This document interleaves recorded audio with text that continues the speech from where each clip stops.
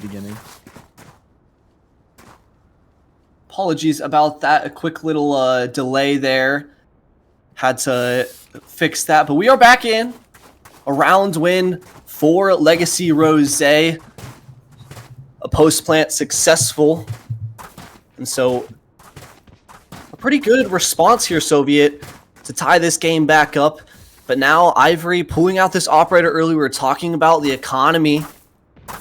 And honestly as well, Legacy Rose found a lot of success in that round off of really just playing the map, right? Going early aggro A, then pivoting to fight middle, and then going back towards A in that mid round. So very willing to make those mid round pivots, not wanting to too heavily commit one way or another, especially when we know how much this CRH team likes to rotate on this defense side and try to play for these flood retakes and play for plant denial as well.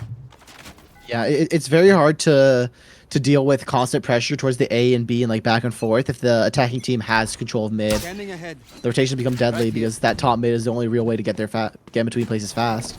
Going into the beginning of this round is a 3-man stack from Legacy Rose, taking all of that main control and even grabbing the orb in the process. This is Jordy 2 away now from that Hunter's Fury. Stun comes in. There's a 3v3 fight right now over towards A main. As Rover gets the early pick on Avexi. There's a lot of breach. There's a lot of util gone now. It's very difficult to take the space without any sort of breach util. It's even harder to hold the site when you don't have smokes, as Katie is all the way up onto the B site, already in back site going into Boba. But Ivory, with that operator finally coming alive, but I mean, there's so many positions to worry about. Are they even aware of Katie? Rover does get their own though. Katie gets Ivory ready for that hold. Now the rotates are coming in from Cokes' retirement home. All the way over from the A side. It's going to be a very long rotate. Especially if Katie chooses to pick up this op and play to hold the Bobo swing from market. It's very difficult to get across that line when someone's holding. But deciding against it. Start comes in, lands market. To spot out at least Katie. Kogzera and Rover and be having their work cut out for them. Especially if they get stunned by Jazzy. Spotting out the other. Katie, 4 HP. Still very doable for Rover, especially if we see some more shock dart kills. But shots are exchanged, and it's Jazzy who gets the kill on a Rover.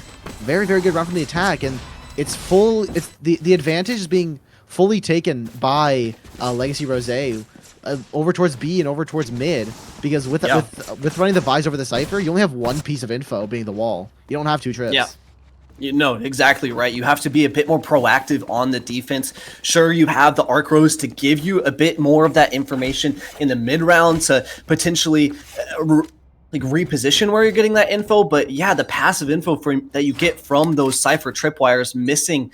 And so coming into round number 6, an aggressive mid play going down into this Petra position for Ivory. But outside of this deep pause, there's no one else really set up to fight alongside. The breach stun from Colby potentially. But another slow start. Yeah, if I'm Rover here, I am losing my mind. Holding over alone towards A main. Not gonna get caught out. Barely makes it out alive. Shadows traveling. It just feels like almost a free kill in mid. I mean, no damage really even being taken. It's just a full pivot over towards the B site, but that is where the stack is currently. The thorns come down, get popped. There is still a wall in the way, and another layer of smokes. There's a lot of util ready to help with this fight over towards the B site, but it gets even harder when there's only one person out. It's gonna paranoia as well, so May gets the kill on the Jazzy. Colby is just up in the front of default, just face checking that smoke, getting the kill because there was no flash behind it. And now all of a sudden, this advantage has become a disadvantage. Yeah, so 35 seconds left now, hitting the 30-second mark, and Rover pushing so aggressive alongside Colby. Do these deep pauses, do they expect it? Are they ready for it? Colby does get one, but gets traded out, and yeah, you kill one in mid, you do not expect a second person over towards tiles. A great position from Rover to close it out and tie us back 3-3. And, I mean, it's hard to expect that third player there pushing down middle. But it got a little dicey there for that defense side. Able to stabilize off the back of Cokes' util And so while we were mentioning the kind of what you are lacking from not for what you do get when you run this Vise is a much stronger hold towards either the B site or the A site. You can hold much more aggressively because of those Razor Vines, especially into the Neon. But Jazzy Poo running it down with this Bucky and just takes down May. Yeah, I mean, what do you do there if you're May? You're stunned, you're blinded. The best you can do is just try to TP out, but that's not good enough. Well, the Rolling Thunder coming in. I don't think it hit Coxera. I don't think Jazzy even has an idea that Coxera's there. Steel Guard are being used, but doesn't do much when there's just sheriffs on the other team. Yeah. Oh, Katie. Already up top mid. Again, it's the lack of info with the walls being made. There's no wall top mid. Colby doing their best over here on the site. Gerald is low. Whoever gets the kill. 1v1 now for Colby. He knows where Katie is. It's a pistol. Hey, Colby! Double headshot! How? Absolutely incredible. How are they getting that kill? 2 with the classic. Shots connected straight to the dome. And the 3K picked up. That's a heartbreaker for Legacy Rose. And honestly, I thought it was a bit of a fumble, right? You sent Jazzy in over towards, Market to try to get that pinch in, but then you bait out the wall, and Jazzy's just left on an island, so that's separated there, but overwhelming Cokes, and it was just a back and forth brawl. And so now, round number 8, ults on both sides, economy not really that great for either side here, so they'd love a win. The ping comes out, the ult connects. Oh, that's just nasty. I mean, now with the Vise dead, you can pretty much freely hit the B site. I mean, the wall's gone, so you can't really you can't have Jazzy get cut off from the rest of the team. So yeah, what do you have to worry about? Aggression. Yeah, kind of that kill on the B. It's just retaking that main control, that A main control. But it looks and like honestly, I'm surprised. They go aggressive, or excuse me, CRH go aggressive over side. They know there's 2 players there, yet, like you mentioned, they don't go towards the B side. They don't push forward, not yet at least. Yeah, Legacy Rose is playing a very slow game right now. They want to be able to full rotate, try to make sure site's free, and then go over towards it. What do they do? The only left on their side is Market, and May just not even code Jazzy. This Market fight's been dominated so far. Katie lay over towards mid, does get one, but Ivory gets the trade. 4v2 now in this post play, and the smoke laying over towards top mid for that Boba hold. Just means that there's even less avenues to try and retake through for the defense. Yeah, how do you get through this? Ivory here. One enemy remaining. That's not a good start, and especially not getting traded out like that. It's 4-4 once again, tied up. And so much of this is off the back of Katie. Only is currently 6-1.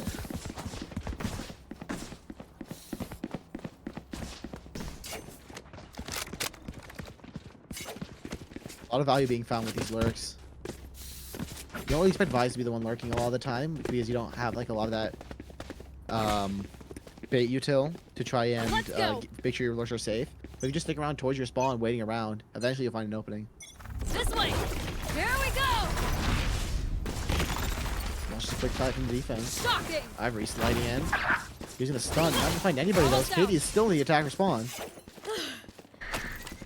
Yeah, there's overdrive not finding much of anything. And Ivory gets picked off by Katie. The B side's already been taken. Colby trying the best. Getting one. Nobby got a second though. Jazzy is just able to just solo fight through this entire B site. The Utah being coming behind. That's a 3K in the round.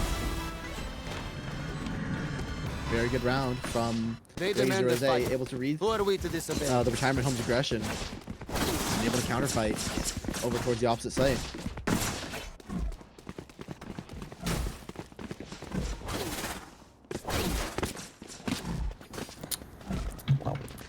So good aggression and a good reaction from the attacker side to finally be able to get another round on the board, taking the lead here on the attack, and now set up for potentially a punish of the aggression that Cokes has been going for so often.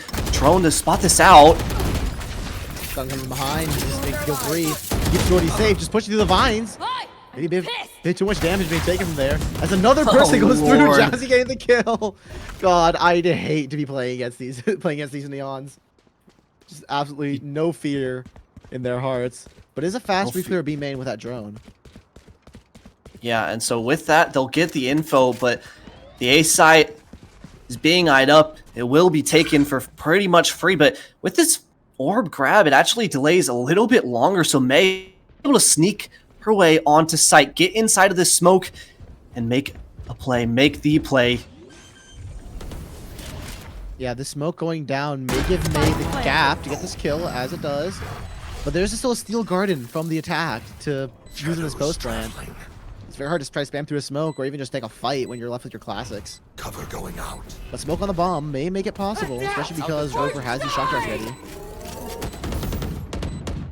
But that one way over towards the bomb, especially with the TP, you don't know where they are, but both being spotted by May. It doesn't matter, you don't have the guns ready, but Rose with the classic right clicks! Back to work. This defense has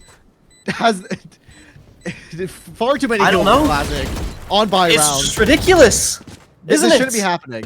This shouldn't be happening. No, it shouldn't, but every time, I mean, on Thursday, we also got to see just the amount of success this team has with those pistol buys. Sure, then on Lotus, it was the Ghost and the Sheriffs, now just coming online huge with the classics, but as well, I feel like it was a bit of a blunder from Legacy Rose. You go into the smoke where the classic right-click, that's where it thrives, that's where that gun is at its best, at its prime. So not wanting to fall I'm out of here. to a potential defuse stick. So now it's again tied up, lit up is Katie, and just to back up Yeah, nothing. scot-free. Blinding. Not ready yet. Flash for the info. She gets the information that there's only one person present. But now Rover with another Hunter's Fury, I believe. Yeah, and look at this. You have 3 ultimates on the side of CRH. The lurch smoke to enable potentially bait any play of that shear, and some spam takes them down nice and low. The orb will be grabbed, and it's just an insert and a rework to try to garner some space towards middle, but pull some of these rotates, pull some of this util out. That's a good shot from Gerald on over towards May. I guess Rose been putting a lot of pressure towards his Vise wall, but not realizing that it's top mid, just using just go for his B split. Not the greatest stun, but who am I to judge? Katie gets Ivory on the lurk over towards A as well. So even when there's a B side hit coming on, Katie's still over towards A. As Jazzy gets the kill on the Cokes. I mean, Katie 30 33 seconds HP. I left. don't want to try to take another fight. Yeah, reworking over towards mid. And honestly, I don't even know if you go for this.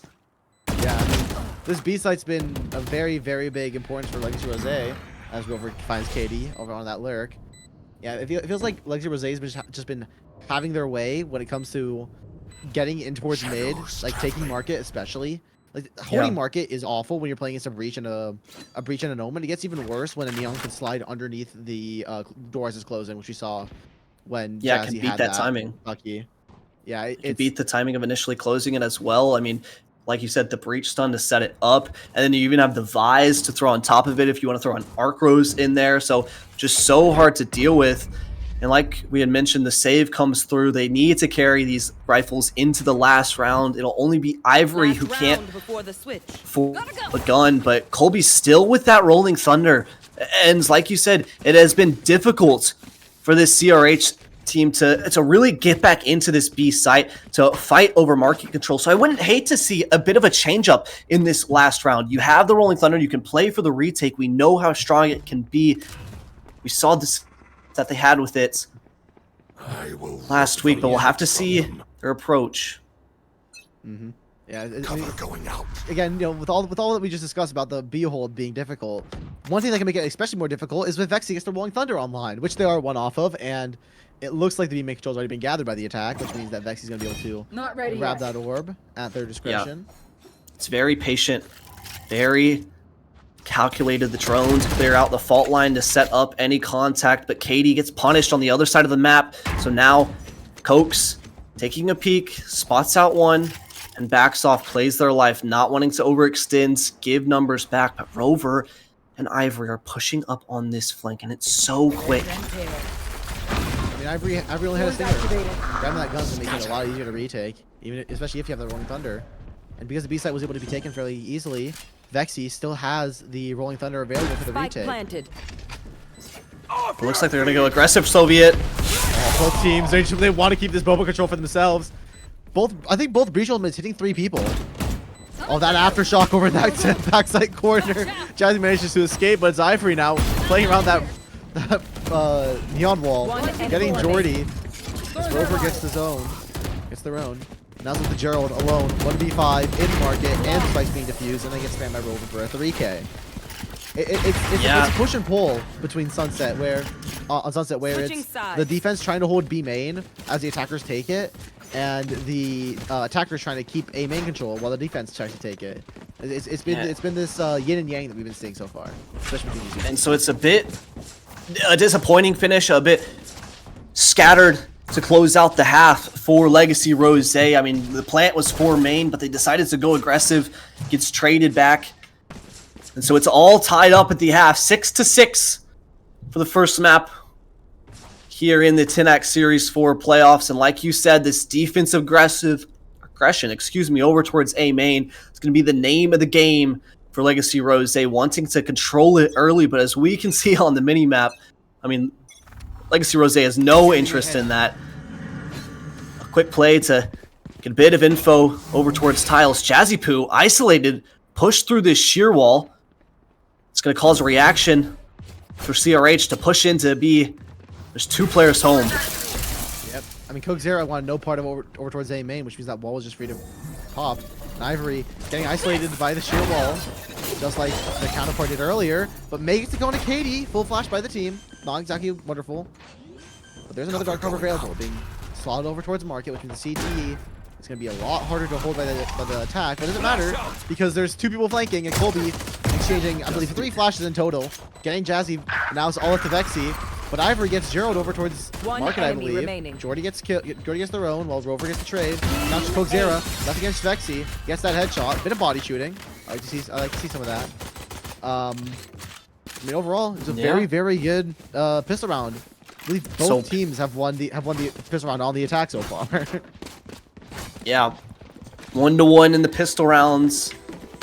So finally, CRH able to get theirs.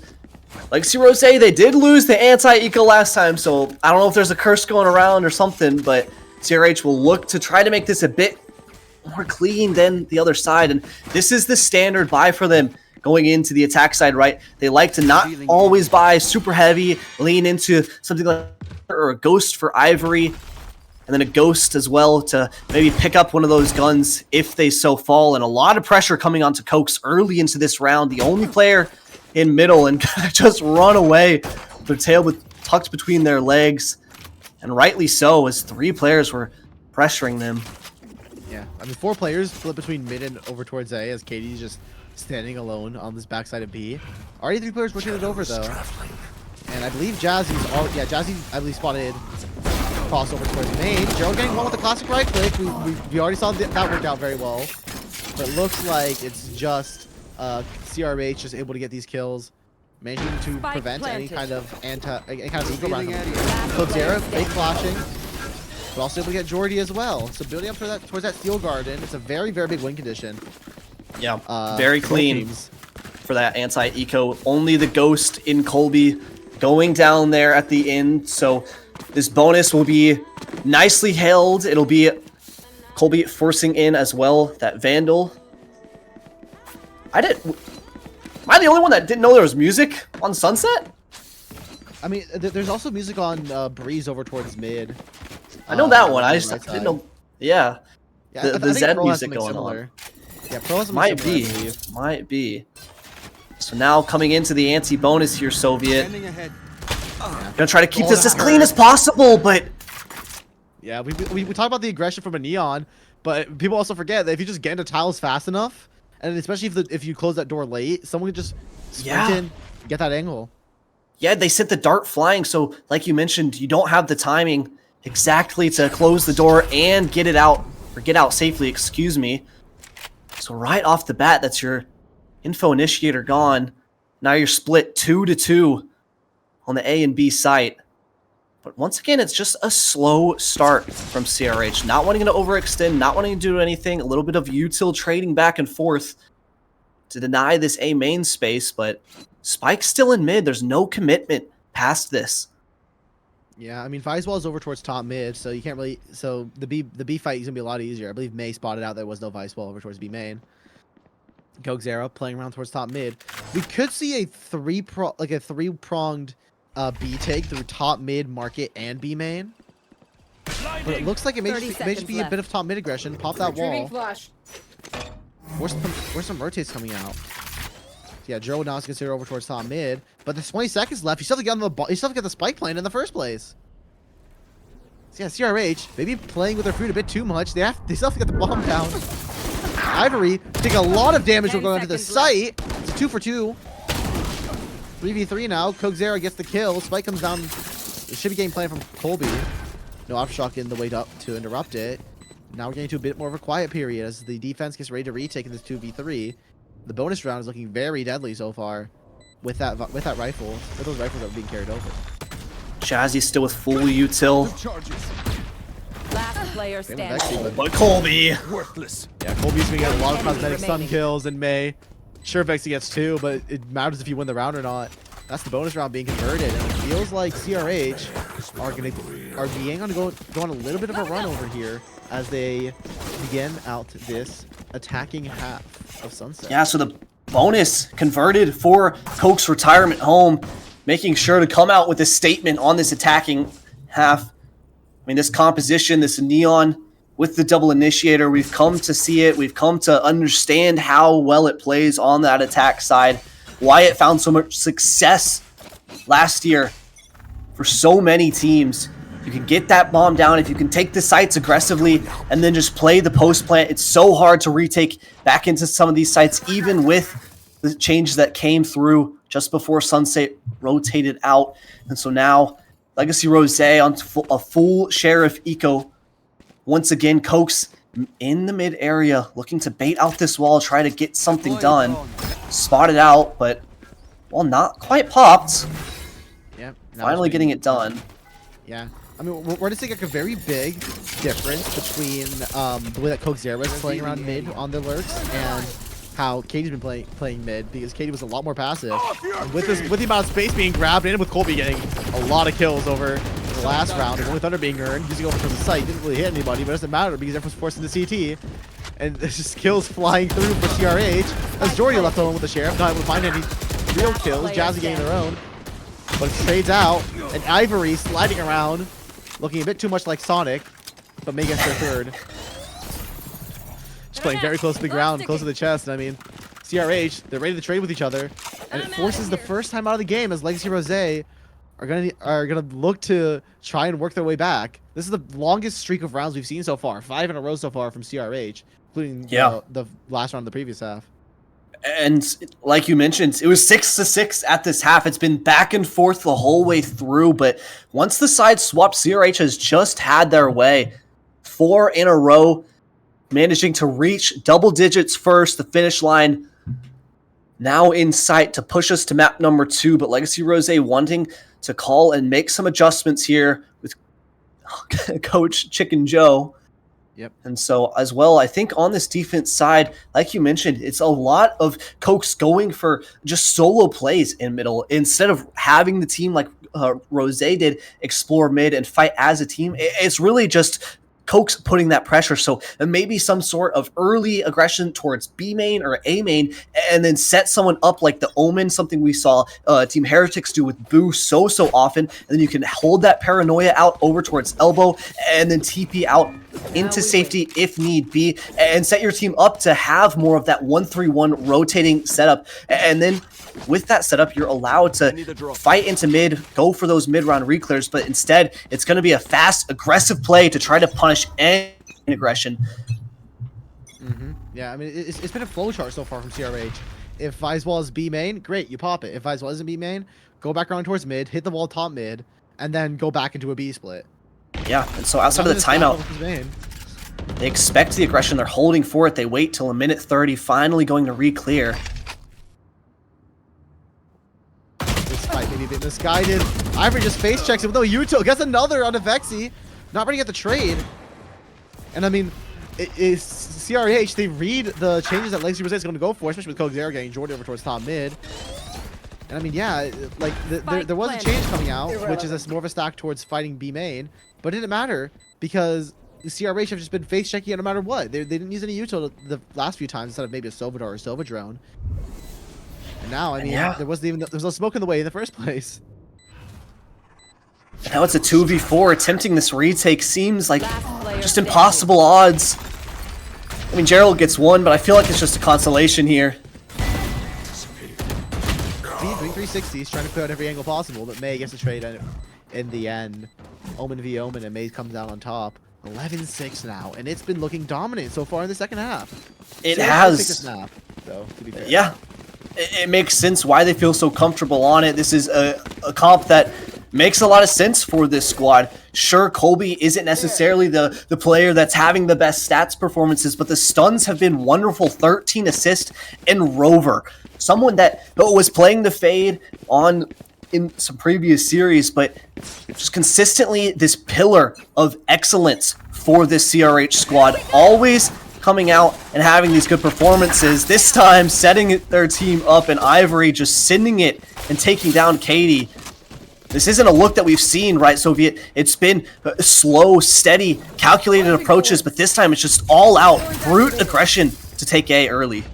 I mean, Kozera just having no fear right now, playing that mod as it is just a secondary duelist. Guess you have to take off my Vexy. Ivory still swinging around the corner, Oh, no Lord. fear. I thought we were going to see a knife kill, but no, it's just May with that last bullet getting that kill. And we didn't really get this, we didn't really see it because we were watching Ivory play Neon.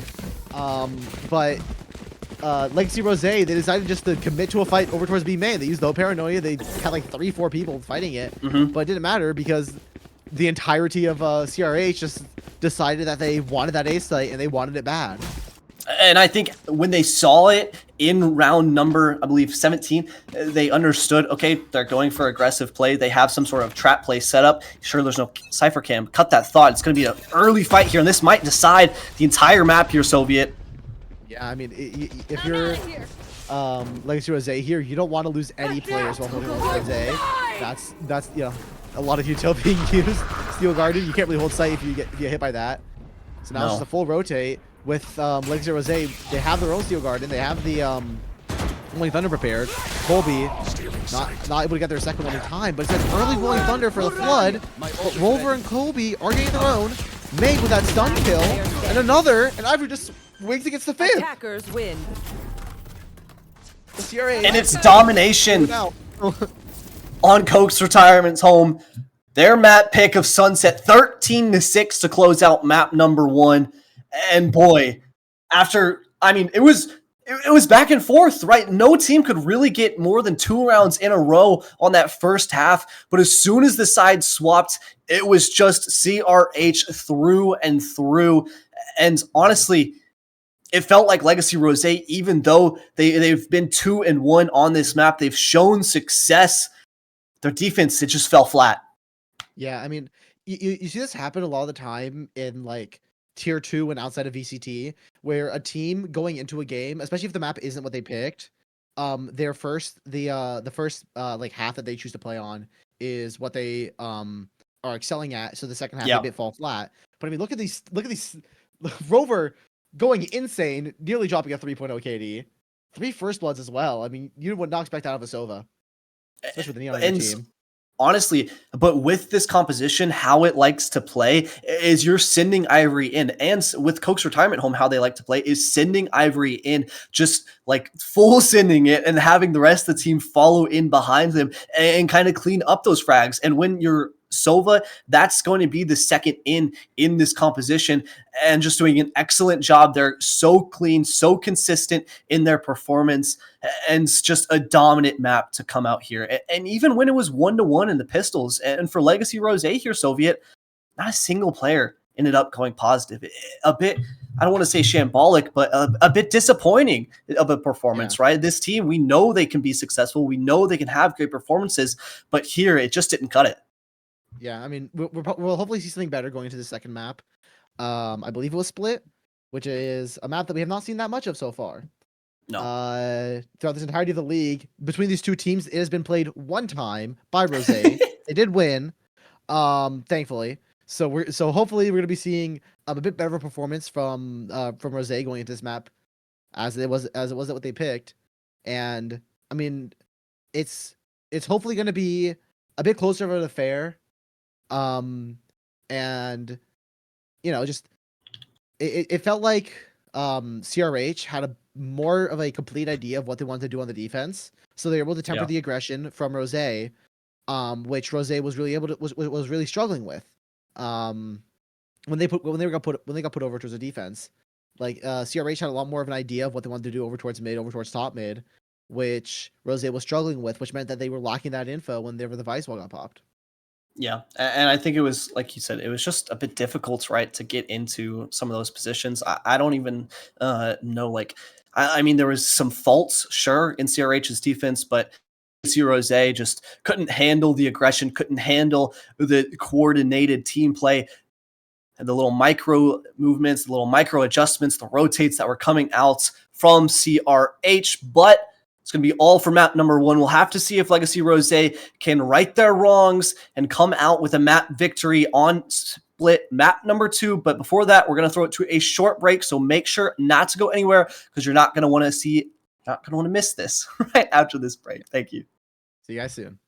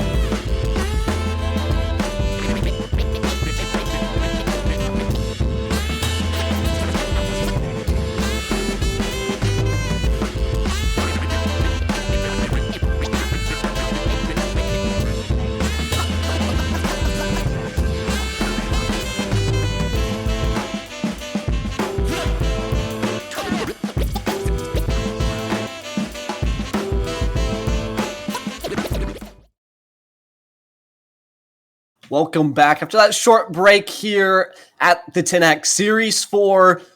We're right into playoffs. We just got out of map number 1, Sunset, Cokes' retirement homes, map pick, a 13-6 victory. It was pretty dominant there at the end. It was a 6-6 tie at the half, and then it was just 7 rounds in a row, actually 8 if you count round number 12 to close it out.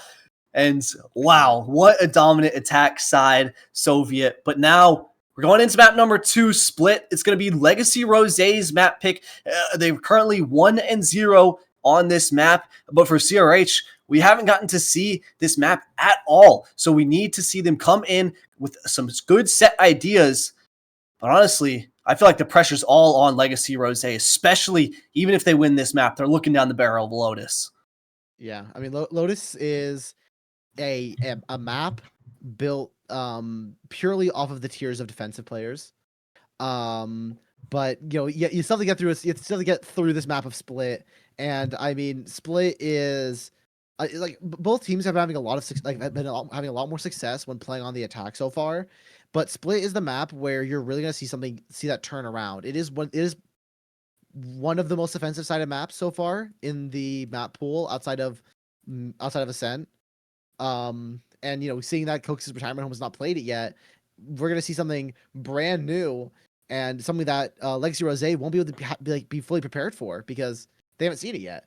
So it's all the burden is all on Cokes' retirement home to have a read on what Rosé is doing, and it's gonna be up to Rosé to just play their own game and then make adjustments as the round goes in.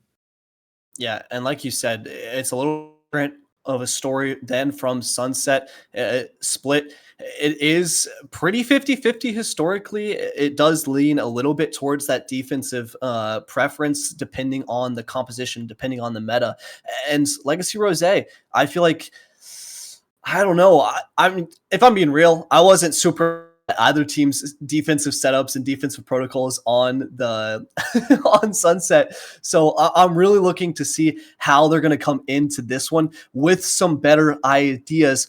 But they're going to get, once again, to start off on the attack side, like you said, get off to a good start. Maybe it's not their side, as CRH was able to pick defense for themselves, but I think heading into agent select here, we should be able to get a good idea of how both of these teams want to go, because we've seen lots of different looks from both of these squads, not really settling into one type of identity, one type of composition across the maps. I mean, yeah, absolutely. Legacy Rosé, you know, the only team to actually have a gameplay on this map. Interesting. We're seeing a double Sentinel come out from Cokes' retirement home, and we're seeing a Tejo being played. And this is on the post Tejo nerf patch. Yeah, and this is, I believe, what they played, correct me if I'm wrong, in their previous series in week number 5. They had the success there. They won. It was 13-6 or 13-8, I believe. And so they did have success. We have seen it. I mean, we got to see earlier, if you were watching VCT, who was running the Tejo, they found a lot of success on that attack side, because even though you may not have a lot of that util to use in the post plant, it's still insane when you do use those Tejo missiles. It's still a busted ability. It's just not as busted as it was before. But Colby now getting on to that signature agent as well of Chamber, the Vice Chamber pick. This double Sentinel, it worked out so well for them in the past. And here on Split, it's looking to lock down the sites, and Colby looking to lock down this B area. Yeah, Jazzy swinging out, using that util to at least get onto the site. Vines being used to guarantee that Colby can't really play outside of the CT. And bomb is already being planted, and this is the advantage of playing at Tejo.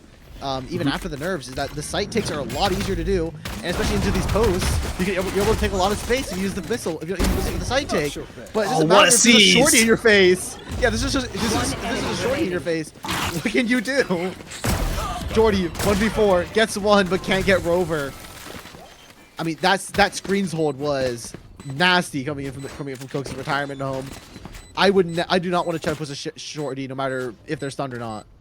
No, and even they saved the salvos for the post plant to try to go aggressive, try to make a play off of that, but a sees coming out from Rover to stop that. and take those opponents down for Colby just to get that shorty kill in the bag. And this Vice Chamber comp, sure, you don't have the Yoru to have some of those fast T-please, but the Faye and the Rays combo, those C's nades, give so much early aggressive peaks and positions. And once again, it's a very similar start here. So 3 players over towards B main. You throw out some early peaks, some early util as the Vice just throws that shear over towards middle. But Jazzy Poo with this Yoru heading in deep, teleport. Oh.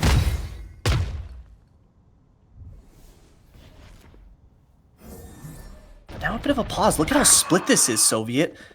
Colby taken down, and that's going to pull all the rotates over towards the B site. And so now, Cokes and Ivory are left scrambling. Spike, they managed to get it falling down into Ramen. And it's Chaos. Jordy as well, seized up. Ivory running down Gerald. So now, Spike in no man's land, 4v3. Players lit up. And it feels like what once was a round turned on its head. It's just going to be what's expected. 40 seconds left. They don't feel like they can push through mid. They need to try to find another way through, but I feel like they realize that all their options aren't that great here. 30 seconds left. Yeah, I mean, absolutely. Last Rover player getting that pick. standing. Ivory getting a third into the round. Steamers being true. Especially against these eagle buys where you don't have much armor, don't have much health. Every little bit of damage counts. Cook 0 with 1 HP. I want yours Incredible. head. Figuratively. Yeah. Able to stabilize there at the end, get it done, get it nice and concerted. And even though Colby did go down over towards A main, it was just that headhunter that they had brought into it. So we'll save into this one as well. Likely looking to pick up that operator. We know how much they love that gun, the shotguns, all love the sorts. And this is what you can do. You can, early in this defensive half, have this setup with the chamber. So many different looks over towards this B site, and then you can switch it up. Clone goes out, an adjustment from Jazzy Poo. What on earth is that, Soviet? Jesus. Someone needs to check these PCs because I don't think that's normal. It can't be. Absolutely incredible shot. Even after shooting the Yoru clone, that would have been a headshot if that was real personality. On Ivory getting KD, and it's falling apart here in this post plant. All 3 players now left on site. So all having played close like next to each other. Vexy gets shot down low through the smoke. Oh, this is terrifying, especially with an Astra on the other team. It doesn't matter how close the Astra is; they can just put down the util on you. Enemy remaining. And it's clean. It's only four players. There's only 1 player dead. 4 players going into this next round. Able to grab these guns. The economy is going to be booming from Cokes' retirement home. And so that's the second bonus round that they get converted, right, Soviet? And honestly, if you were looking at how Legacy Rosé is looking to play this, they're looking to just go so aggressive towards the A side, once again gearing up for it. But Colby can just try to play for their one, get that 1 frag, and then teleport out to safety, not have to worry about falling to any of that Tejo util, and then they can set up, play cleanly for the retake, and it's just too much to deal with, especially when Rosé just doesn't have that extra layer. It's all these players fighting towards site, no control over towards this ramps area. We'll have to see, does Rosé switch it up? What can they do differently here? Because it's just not working, and they're not even aware of the ramp's potential. Yeah, Colby's being very proactive in these repositionings. Going from holding down main like towards site to now moving over towards ramp, expecting the adjustment from Rosé to that drone. They weren't ready for the reposition ramp. There hasn't been a single person ramp this entire time. It's been Colby starting A every single round so far. So now, I mean, Jordy picks up the gun. May was full flash. Ivory with that off, getting forced back by that aftershock, by the flash. And now, I mean, it's a 2v2. And I wouldn't really want to be using this op for the retake on A.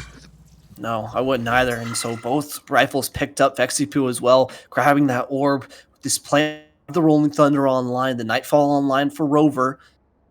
Both of these players not having a death yet. And they're just so scared of any aggressive peeks coming out. And Jordy player standing. Makes the play, Rover was but gets ready. punished. Yeah, Rover was ready. Both players were sat very far back, waiting for some kind of aggression or a rotate. And now, I mean, Rose wasn't expecting Coke's retirement. Was expecting Coke's retirement to be all the way over towards the B site, but Vexy getting Rover early. And I mean, Ivory still has that op in hand. Still has the Rolling Thunder. It misses. What? Ivory was too fast for Vexy, not ready to be past where the Rolling Thunder would begin. So Ivory just got that kill with a ghost. Didn't even have to use the op this round. How is Ivory getting away with that? Just a ghost in the hands against the rifle. Catches the Rolling Thunder just a bit too short. And that is heartbreak for Rose. The ultimate invested. That would be a huge tool to come into the first or their next big rifle rounds up against what? 2 ultimates of their own. Colby close to the tour de force, but on the other side, Rose, they're really not close to anything else. So the timeout's called from Chicken Joe to try to reassess this attack side approach because Soviet, nothing's been working. But I say nothing's been working. It's just been the same thing for 4 rounds in a row, and really no adjustments. Yeah, I mean, this comp coming in from Rose specializes heavily in these ultimates. Like every ultimate on Rose can be used individually to single-handedly win a round. We nearly saw Vexy Poo manage to win over towards A with that Rolling Thunder. Just came up a bit too far away from them. But I mean, like, Jazzy has been taking the early fight in A main every round and has 5 ult orbs to show from it. They've really been able to grab the ult. They haven't been able to grab the ult orb in A main. They've either been getting killed or just weren't able to grab it. Jordy 6 out of 9 towards that annihilation. You know, none of these players have really had their chance to grab ult orbs to even build up these ultimates. Like it's such a util heavy comp, and they haven't been able to get their big pieces of util just yet. Not quite, but finally, the first 1-3-1 default that we're going to see. The Yoru clone sent out Coach Chicken Joe understanding where this wall is being placed to try to bait it out early with that clone. One of the great things about Yoru versus the Vise. And finally, Katie finding the lurk onto Colby, but it's a bit of a... Yeah. I mean, the mid-hold gets become... That's an ultimate.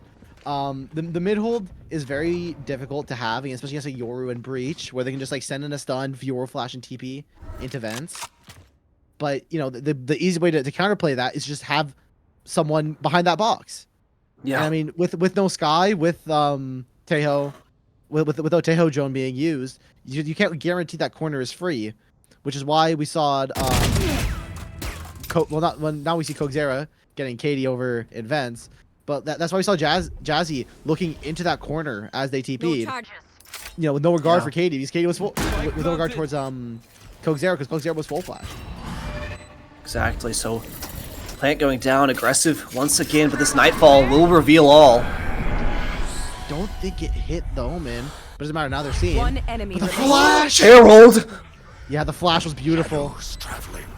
I mean, Kogzera able to make their way onto the bomb, tapping it, playing around that elbow position, flash in hand. Vexy choosing to take this wrap around the pillar. Kogzera not able to land that headshot as Rose is able to get their first round of split.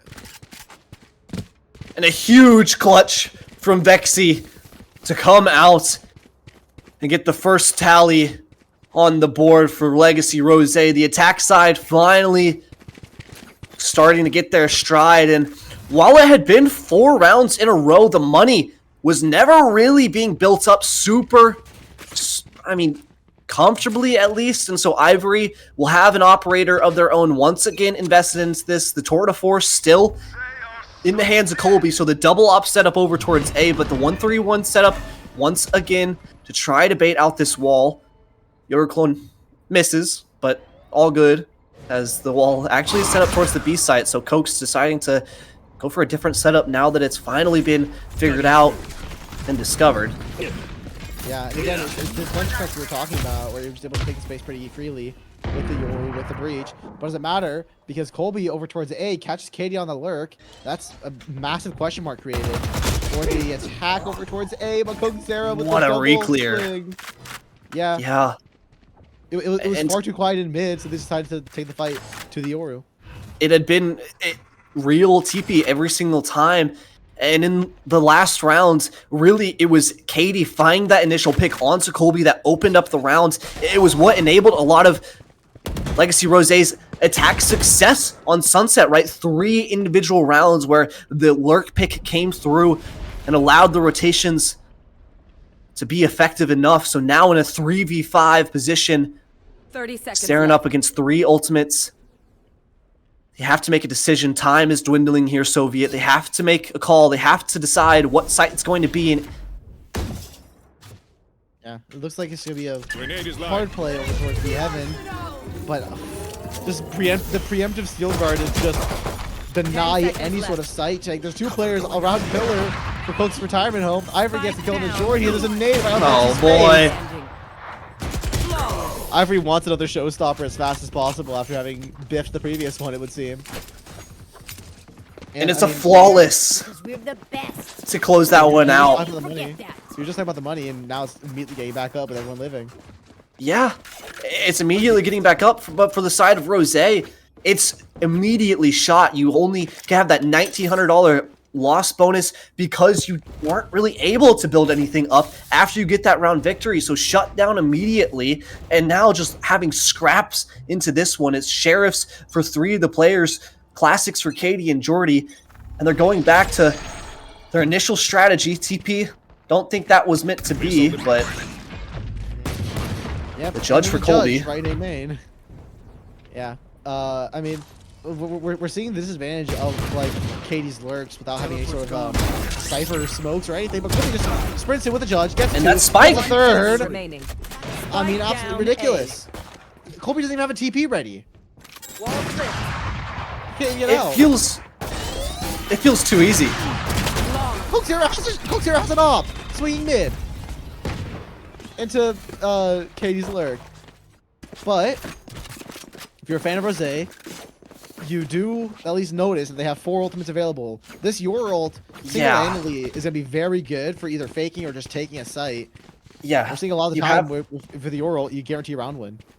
You have the Dimensional Drift, you have the Armageddon in the hands of Jordy as well, so you can spot one out, ping where the position is, and then set up a fault line onto that, and essentially just unlucky, gotta go into the next round. But if they don't win this, I mean, this is quickly getting out of hand for CRH. They have so many rounds advantage. There is the Dimensional Drift, popping it over towards Heaven, but there's nothing to set up. This is just info, pure and pure. Yeah.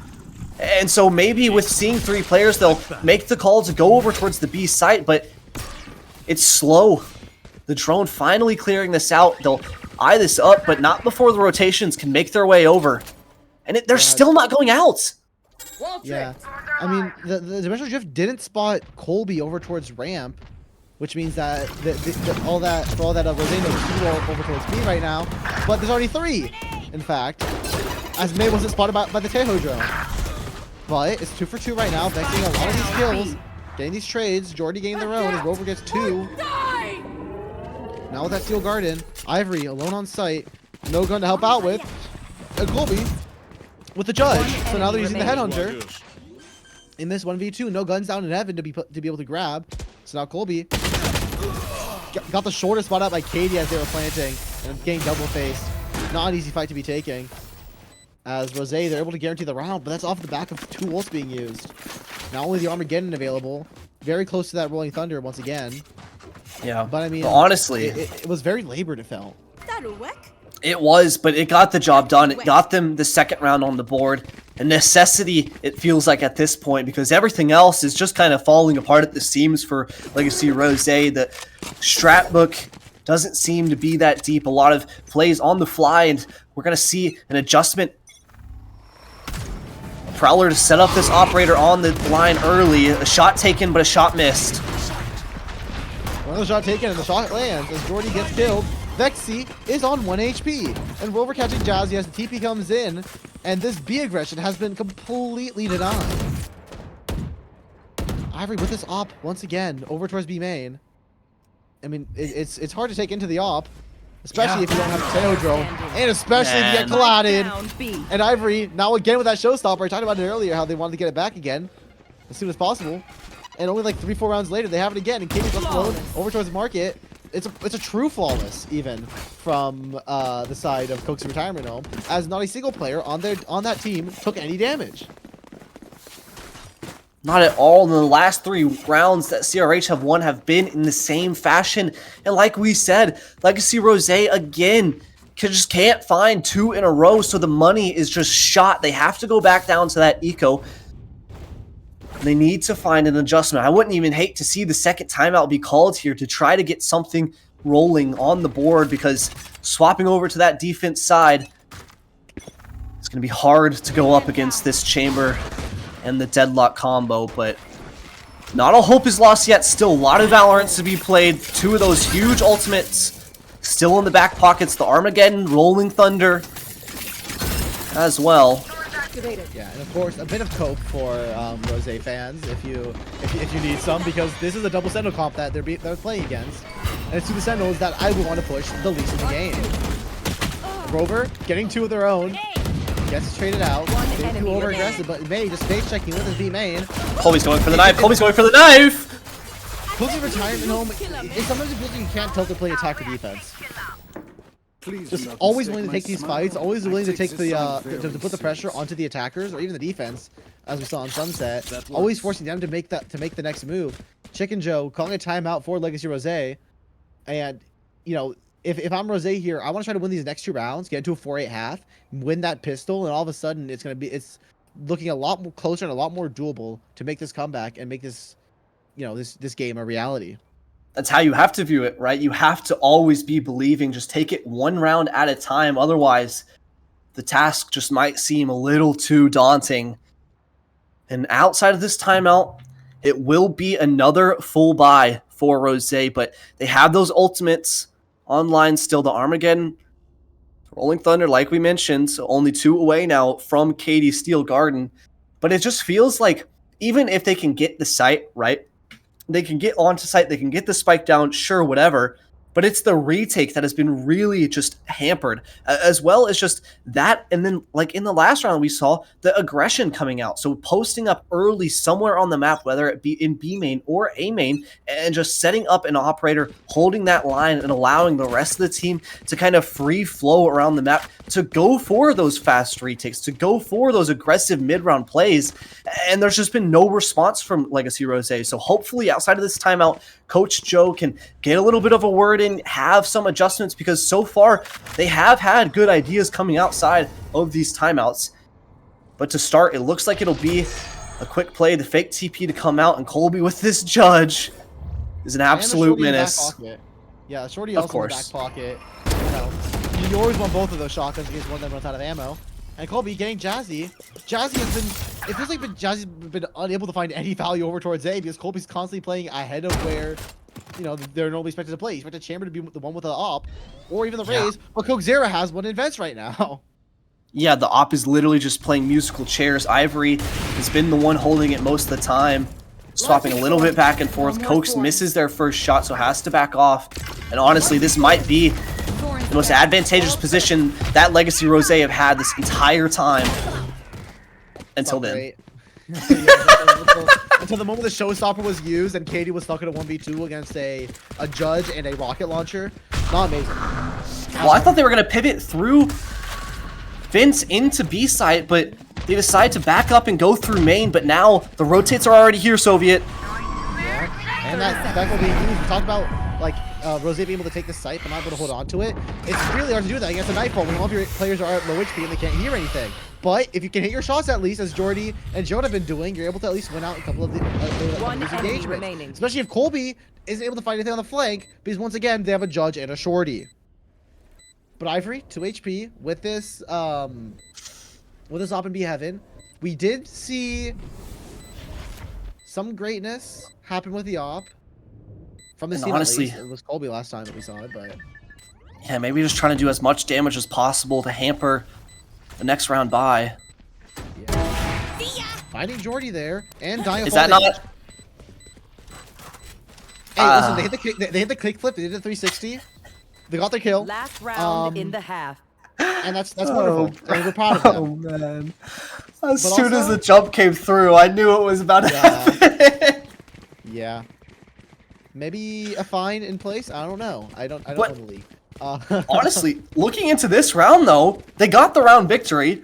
They carried No ults over used. a few of those rifles, and yeah, no ults used. So coming into round number 12, they have 3 ultimates online, and it's going to be the same start over towards A, an Omen holding over towards B to get any aggression, and then finally, okay, the TP comes through from Jazzy Poo, but it has been shut down. Currently 11-1, not finding much success, if any at all.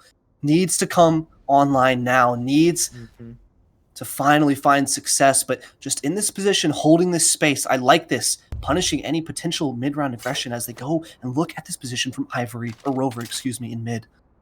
Yeah. It is what, 5 players in mid right now.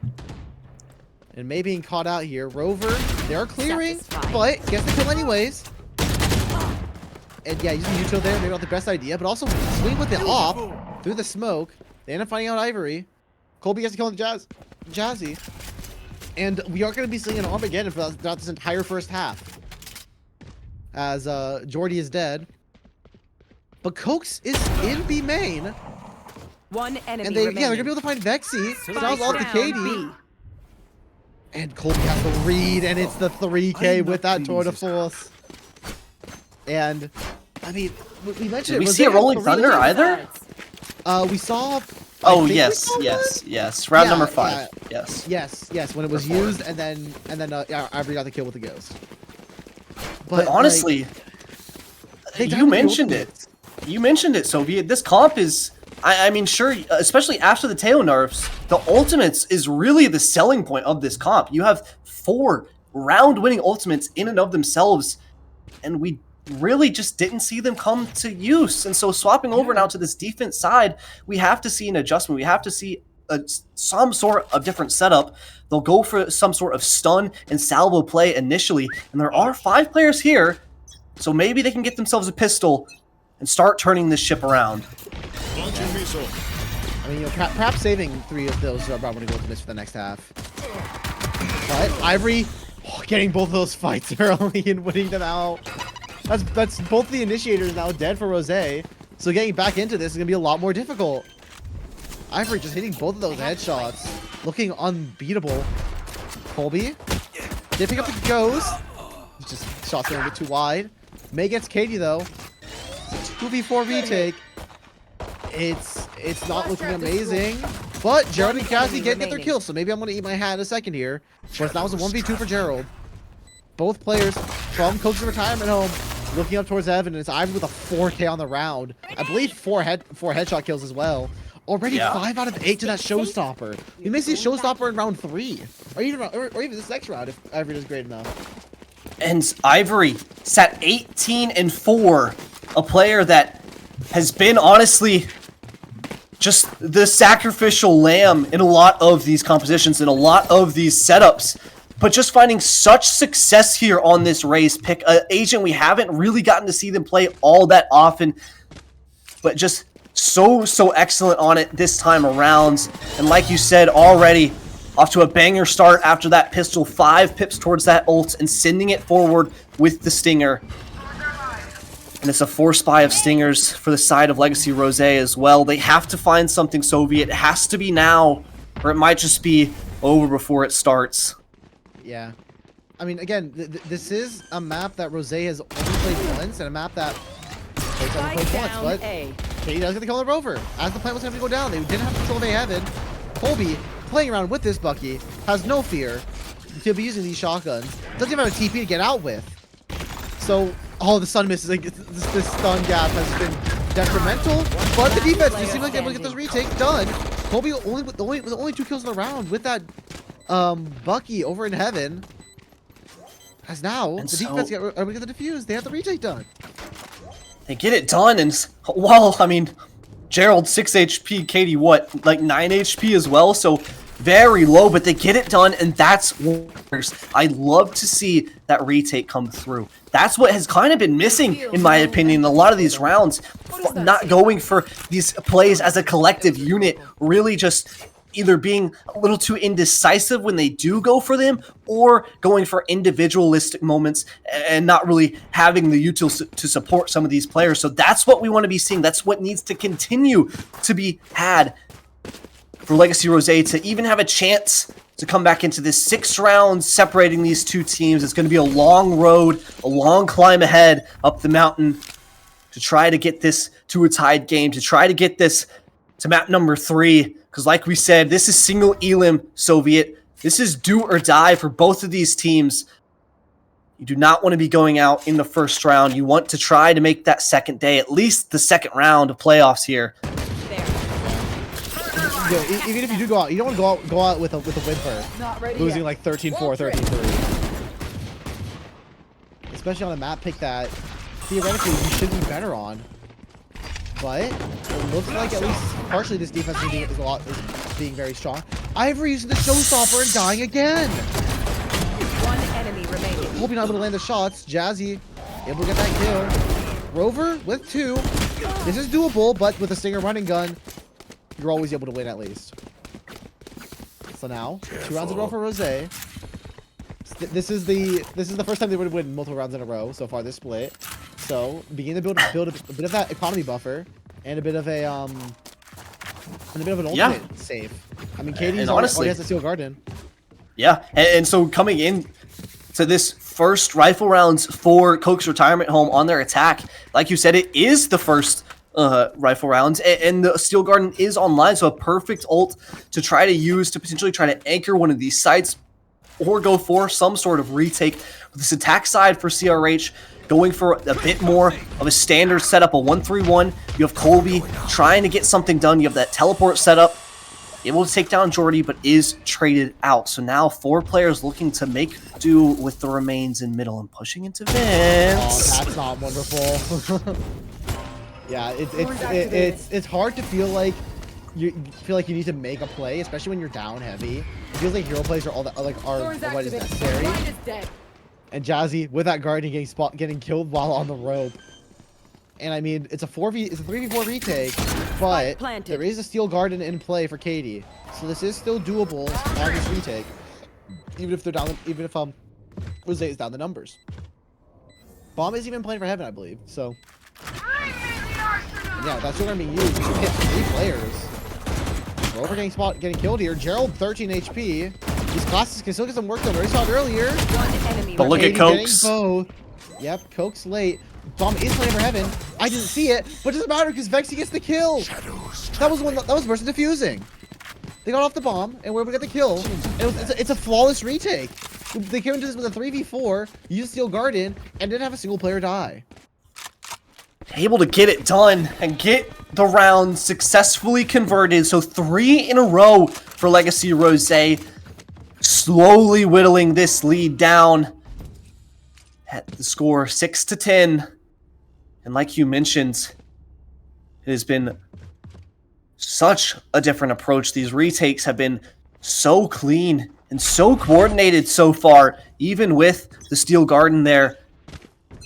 Still was a collective effort, and so CRH, even though that default, it looks like it was pretty strong setup generally on how you would want to play a similar setup, maybe swapping the Vise over towards the B and the Chamber over towards A to have a bit more flexibility, but this time just trying to farm up the orbs, gets Colby that, so now gonna really try to enable them to find a pick, but I mean, that voice line, it's going to put the fear of God into this defense. Yeah, I mean, that's the advantage of playing a Chamber on the attack. Being able to get out of any situations. You're able to take a lot of map control and even just back out whenever necessary. I mean, right now, you can see like there is some pure fear in trying to move to like swing over towards B main. There's 4 players over towards the B side of the map right now, even. Yeah, you have the sheer over towards A. Yeah, to group up a little bit, have those salvos a bit more flexible in their position, but Katie on the jiggle, able to take down Cokes. But that is now, how do the rest of the team deal with this? Colby gets the kill on Jazzy as the smoke blooms over towards B main, I 30 believe. seconds left. And, you know, over towards A, the guided salvos were both used.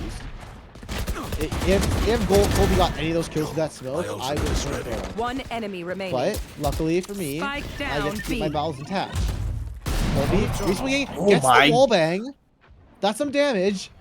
Time's so low. 10 seconds Yeah, left. that's 3 players. Whoa! I don't even know if there's enough time to get all these kills with this tour de force. One Yeah. enemy remaining. Jordy, You see the ball come through? Yeah, Jordy having a little bit of fun with that swing. Love the running gun. Yeah, Colby just going around the map right now trying to find as many kills as possible, but it didn't matter because time was up. And So honestly, now, Rose was like 5 rounds in a row, right? yeah. And off the back of Colby's tour de force, that was an eco. Granted, it was just, I mean, an eco across the board. The tour de force was invested, sure, but that's the moment that you look to be using that ultimate. They got so close there. So Jazzy Poo will invest an operator of their own, posted up over towards the B main area. And once again, Cover going out. investing the paranoia, a hefty investment to just get this op on its line. No fault line, no nothing.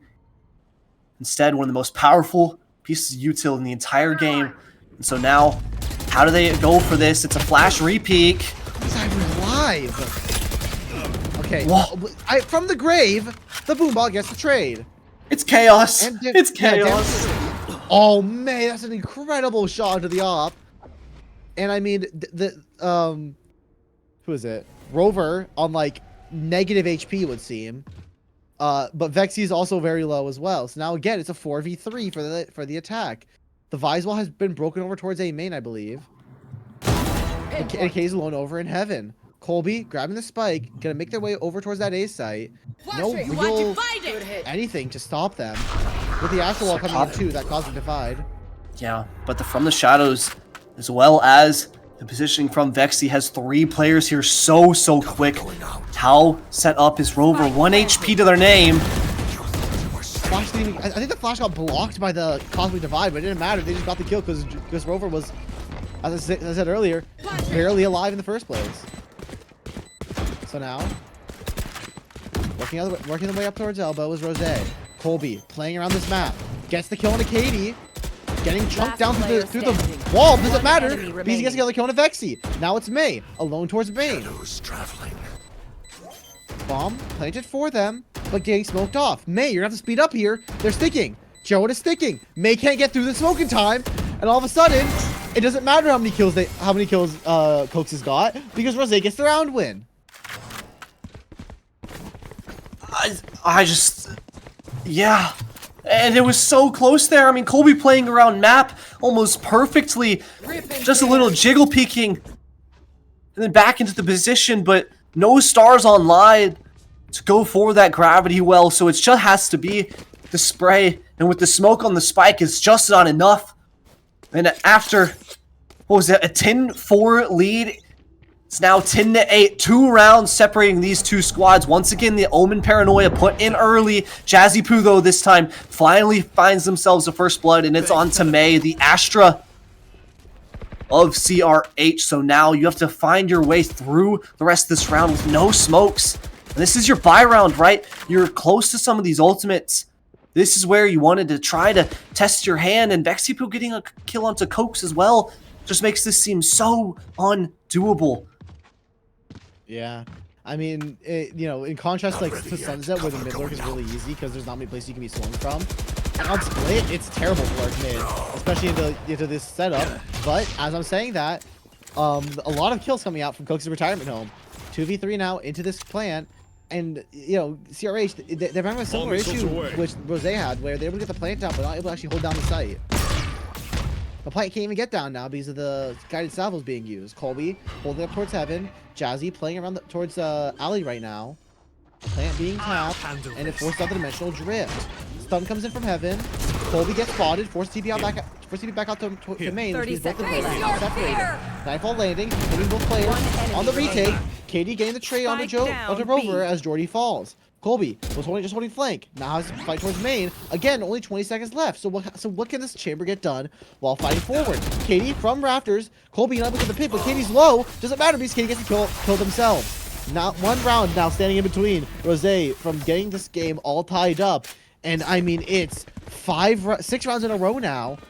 And it's night and day between what we saw from Legacy Rose on the attack and what they've been getting done on this defense. It is exactly that. Just clawing their way back into this game. So finally, the timeout's called by the coach of CRH. And what seems like may be the last hour, they'll have to be forced onto an eco around this round. But honestly, Soviet, I feel like the entire approach on this attack side has kind of been just misguided, right? We talk about this double sentinel comp, the strengths that it has. You can set up the chamber to go for some of these attack operator plays, punish any aggression coming out in the mid round, and then you have the free teleport out. You want to be playing it over towards the A site and then have that vise over towards either mid or towards B, because you can have that arc rose to flash and re-clear alongside some of those Astra Stars. You want to be going for a much slower, stylistically mid-range approach rather than what this CRH team has been going for, which has been a lot of just grouping up as a team, going in one place as four. And sure, they're willing to make those rotates, they're willing to go for these pivots, but it just isn't working out. They can't get it done because once the retake comes through, it's just too much to deal with. There's too many players over towards the site too fast, and there's just not enough stall set up in time. So the timeout, or outside of the timeout, excuse me, round number 20, the showstoppers popped, and Ivory needs to find value, hasn't done so in the past, and finally finds a target. Yeah, Jazzy is ready to play off of it. Nate comes in, but the Armageddon being used to counter. But Cokes gets Jordy anyways. And they just forcing them into the open. And this is getting dangerous really quickly. Yeah, especially because Gerald is now 1 HP.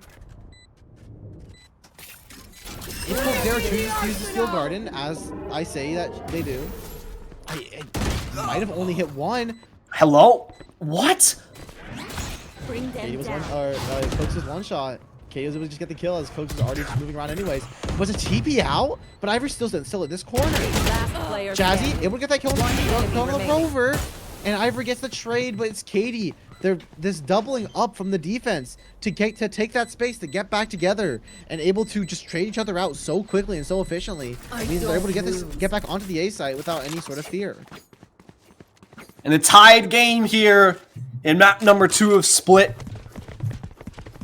Legacy Rose finally able to find 7 wins in a row on their defense side to completely turn this match around. CRH now has to feel like they're on the back foot, especially with Ivory investing the showstopper there. Sure, they were able to find the 1 kill on to Vexipoo, but once again, the post play, it just fell apart. I mean, even just missteps such as Cokes walking around in the Razorvines, it doesn't do damage unless you actually move.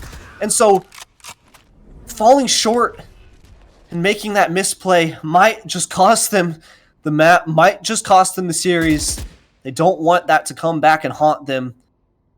Legacy Rose as well, still with ultimates to invest into a potential retake over towards this A site. Oh, that's damage on Ivory, but Katie gets felled. It seems like finally CRH managed to get a read on how Rose is playing this map, which is just having Katie alone in a heaven with a wall towards main and nobody else towards A. So like we've barely seen any Yuto being used in the first place to actually get onto the site because of how comfortable CRH is into getting onto the site in the first place. But now, look at May. with Yuto, yeah, with some Yuto preventing the plant, May now being forced to lurk up behind. There's 3 players going into ramp right now. Jazzy getting killed off. It's a 5v3 retake now. There is a Rolling Thunder available. Or 3v5 retake, sorry. The Rolling Thunder is now available. Jordy, spot on first ramp, gets killed by Colby. The Rolling Thunder got used. Now it's a 2v5. What can you get done with behind the Rolling Thunder? One enemy remaining. Especially with May getting Vexy here. Because he a flawless this round. As Gerald just poking around towards heaven, but Ivory has already made their way up from A site all the way through CT into heaven to get that kill.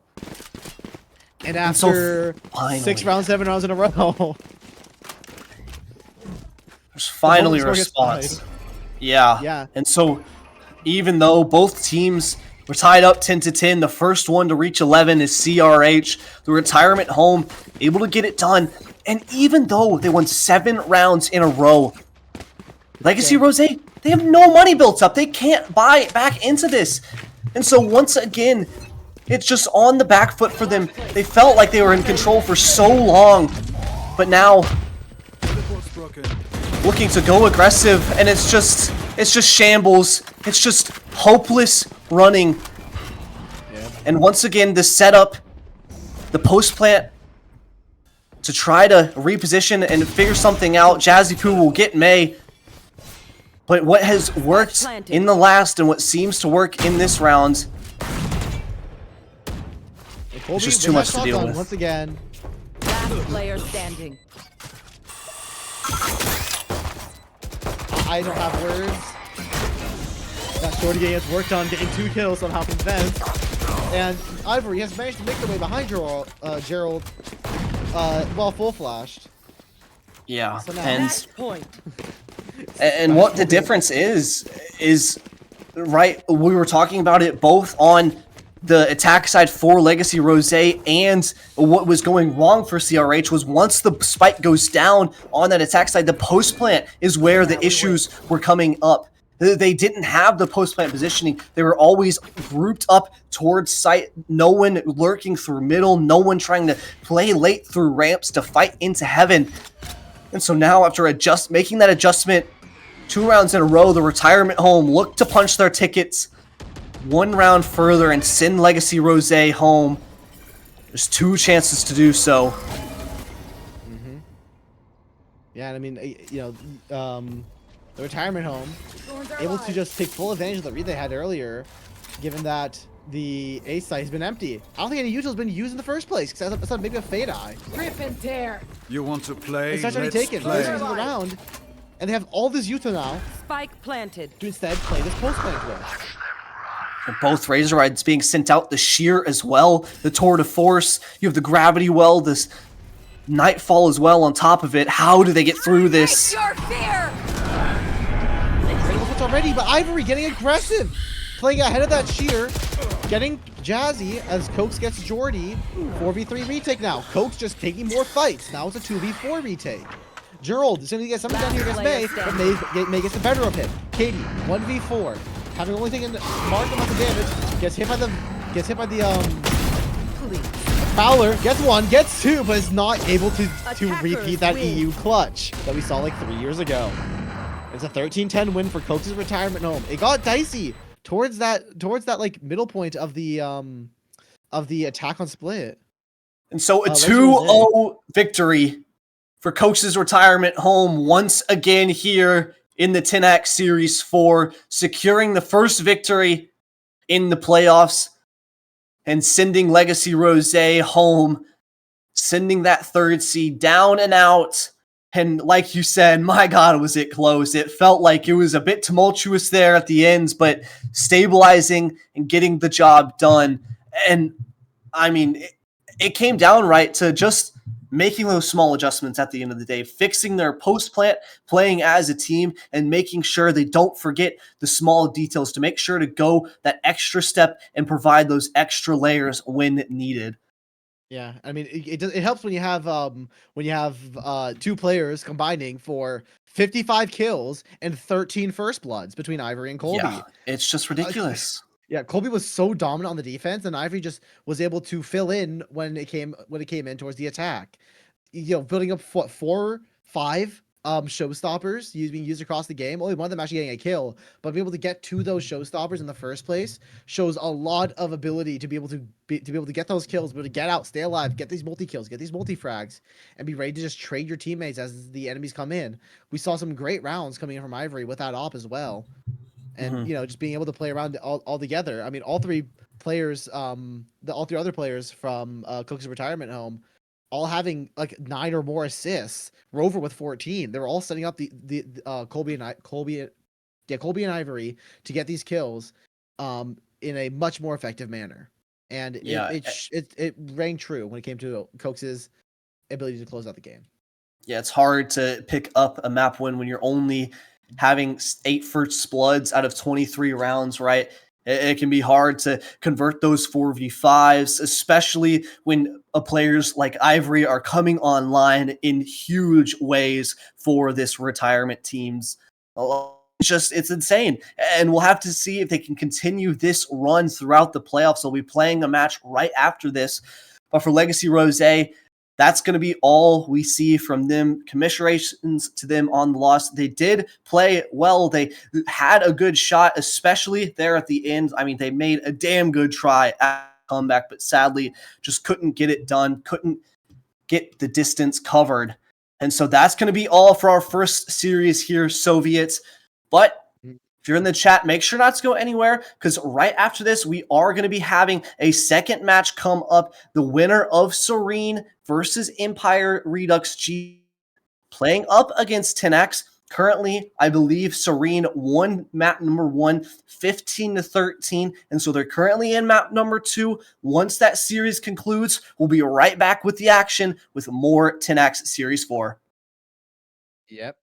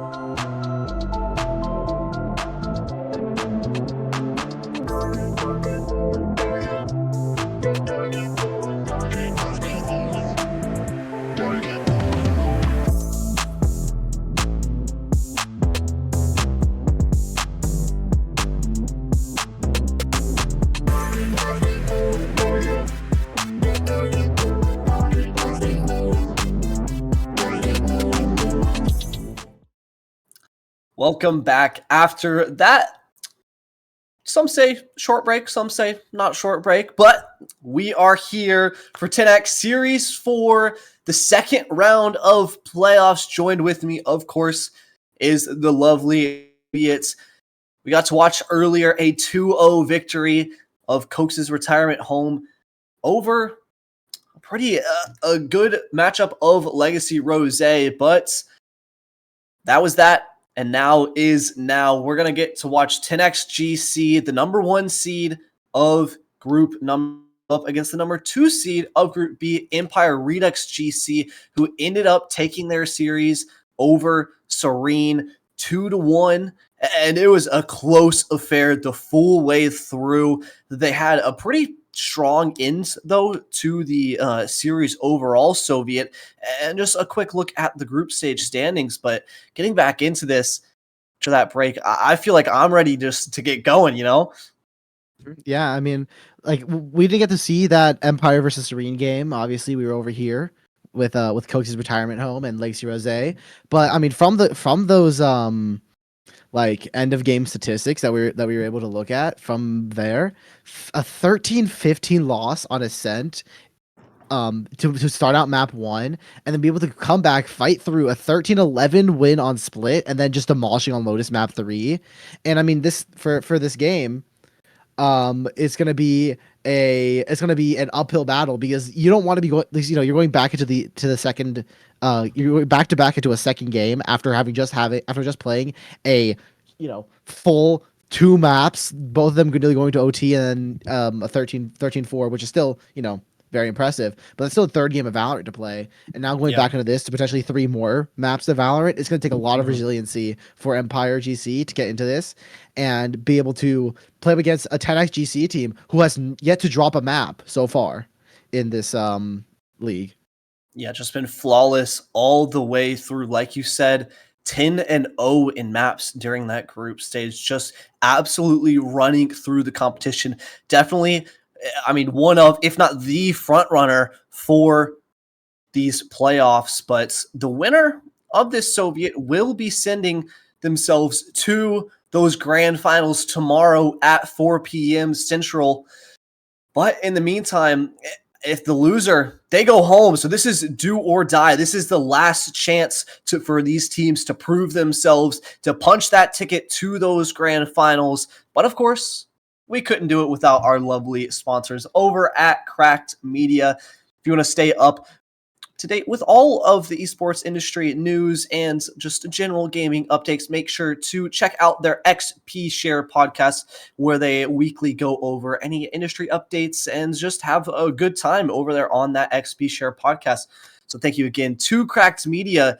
But Soviet, getting into this map ban and select screen, I feel like I am really excited to look at this, because like you said, it'd been a 3 map series. And as we get into this, I mean, Lotus and Haven, Ancient Angel and I make the joke all the time. It's literally in every GC series, but Split was a map that we got to see have, or in our last series with Cokes' retirement home versus Rose. And honestly, we saw 2 very different approaches as far as compositions go. And that being the first map, I know we get to peek a little bit at the history of the comps, but I'm very interested to see what kind of approach they come in with, because some Tejo breach stuff maybe, but I don't know. I felt like we kind of saw a lot of the weaknesses of that comp, both in the G game earlier today, funnily enough, and then the match we just watched. Yeah, I mean, the Tejo, without having like the regeneration of the salvos, you have either like 2 mindsets you go into, especially on the attack. Either you send in those salvos to take the site and then try to play a post with the guns, or you don't use the salvos to take the site. You have a bit harder time getting on without that space denial, and then try to play post plant with them available. And we saw that last time, and and in the previous game that was played by Empire, they also ran that Tejo breach. And as we can see here, Split is being played as the very first map of the series. So we're gonna be seeing, we may be seeing a very similar game that what we saw from Rose and from the retirement home, from Cokes' retirement home. Yeah, so a split into Lotus, and then if need be, the decider will be Haven. These 3-site maps, they love them. You love them, or you hate them. No judgment, no judgment. But honestly, here as well, I'm kind of excited to see split. I mean, it's not something that we've really gotten to see so far outside of that one match earlier today, and I think coming in to this series, it'll be just very, very, I don't know, back and forth. We got to see right, Legacy Rose had that 7-round streak where they started to come. And if you don't come in to that attack side with the proper protocols, especially if you're playing this Tejo comp where you're sending a lot of that util in early, then you're going to struggle. You need to have a setup and an idea of how you're going to be playing the post plant. Otherwise, you're just going to get ran over and just crumble in those moments. It's just going to be an utter domination. But like you said as well, Tenax, freshly rested up. They haven't had to play a single game this entire day so far. And they're going to come into this feeling confident, right? They haven't lost a map. They haven't even dropped one. And on top of that, they've just been getting to chill back and just do nothing all day. So what's not to feel confident about? Yeah, there's probably going to be a bit of fear from Tenax because these first two maps being played are the two maps that Empire just won in their previous series, Split 13-11 and Lotus 13-4. Although Tenax is choosing to pick into this Lotus, so they should be at least very confident on that one. And of course, the split from Empire was a very close affair, 13-11. Nearly into overtime, but they are still at least confident enough to go into this map again. So perhaps it was just one close game or one off game, but a split is a map where it's feast or famine a lot of the time, especially for like the duelists and whatnot, where either you get into that groove early. We saw it early with Jazzy, who was just not having it. Was just having a lot of struggles on that Yoru. I believe at one point was like 3-15 or 3-17. And just wasn't really having a great time throughout the entirety throughout that second map.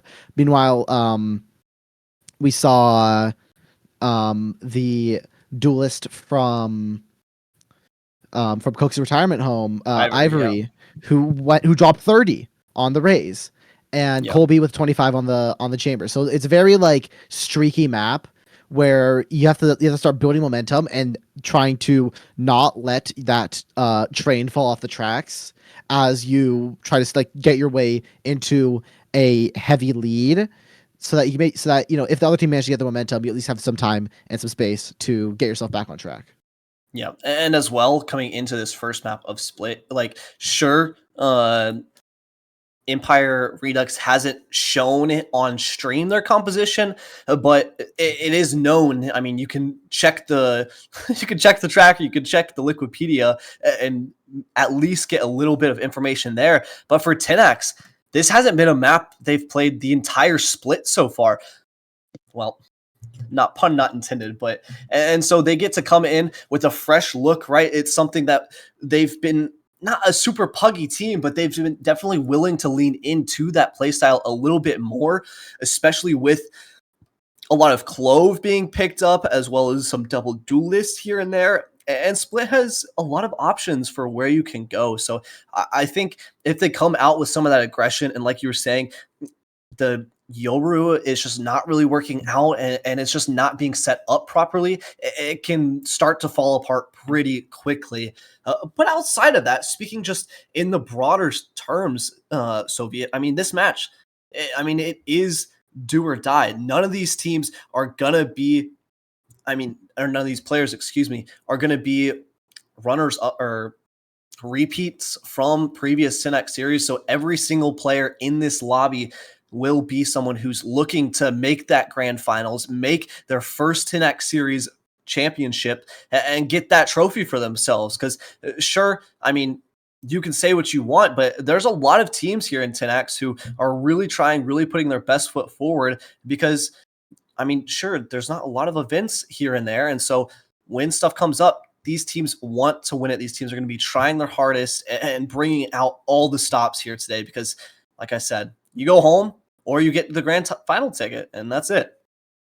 Yeah, you have to 1,000% win today because there is no prize for like third or fourth. It's only the top two. So you need to even make the grand finals to get a piece of that like of that like prize outside of first place because it's only the first two the top two teams that get their prize outside of like just being broadcasted and having your games like be seen by potential like orgs or whatnot, like putting yourself out. The prize is only available to the top two teams. So even though Tenax is the first seed, if they lose today, it's all for naught, and they don't have any like they don't win anything outside of playing Valorant, which we all love and we all enjoy Yeah. very greatly. But Exactly. you need that top two. It's 400 for first, 200 for second, third, fourth. You got your time. You got your time on the stage.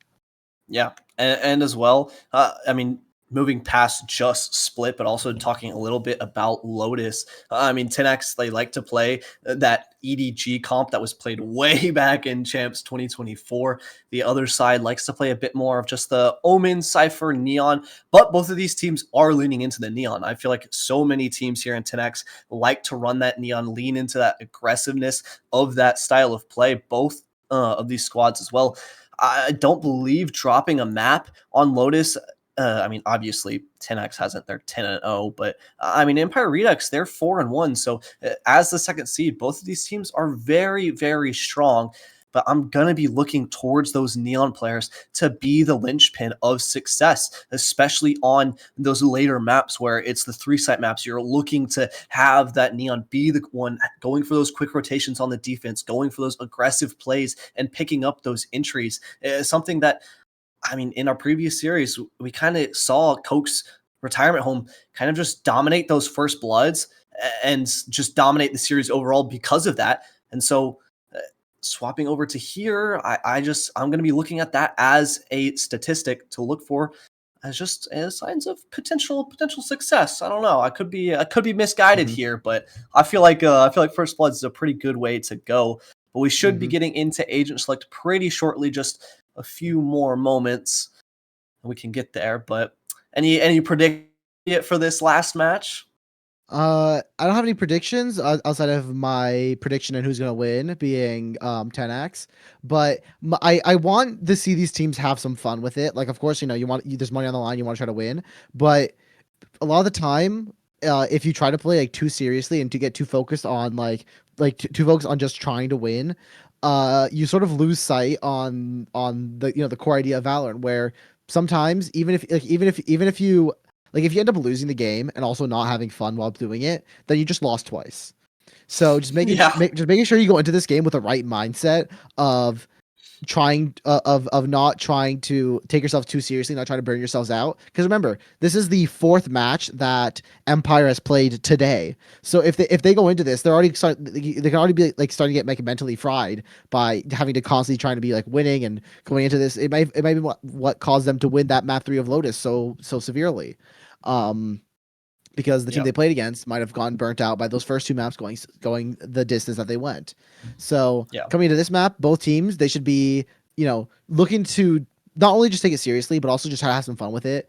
Everything's good in moderation, and likely winning is something that they want to be doing outside of moderation. So let's see what how they choose to go into this game. We'll have to see, but I think you're exactly right. I mean, you have to have good mental. You have to be confident. You have to maintain that confidence, maintain that energy throughout the entire series, and for Empire Redux's case, the entire day. And so we'll have to see if that ends up playing, or if they kind of get beat out by themselves by that exhaustion, or how that lines up as the match progresses today. Because I mean, this could be another banger, another long series, but headed into Agent Select for Split here, map number 1.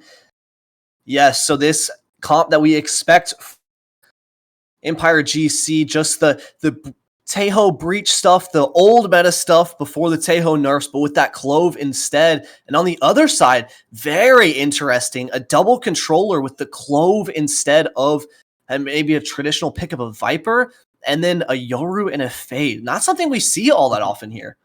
Yeah, I mean, tactically, Clove can fill in a lot of the gaps that a lot of what Viper can do with those regenerating smokes and with the length that they allow for. You can get a lot of you can trade the clove smokes on the lurk a lot like Cypher smokes are. Look with the cages. But I mean, we're going into this map right now. And start it seems off- like the attack. 4-man push towards B main. Yeah. Just sending out that stealth drone right away, but as it spots, I mean, there's no one home. Wait a moment. Yeah, and I mean, Cheeto gets Eli over towards mid, playing around the smoke.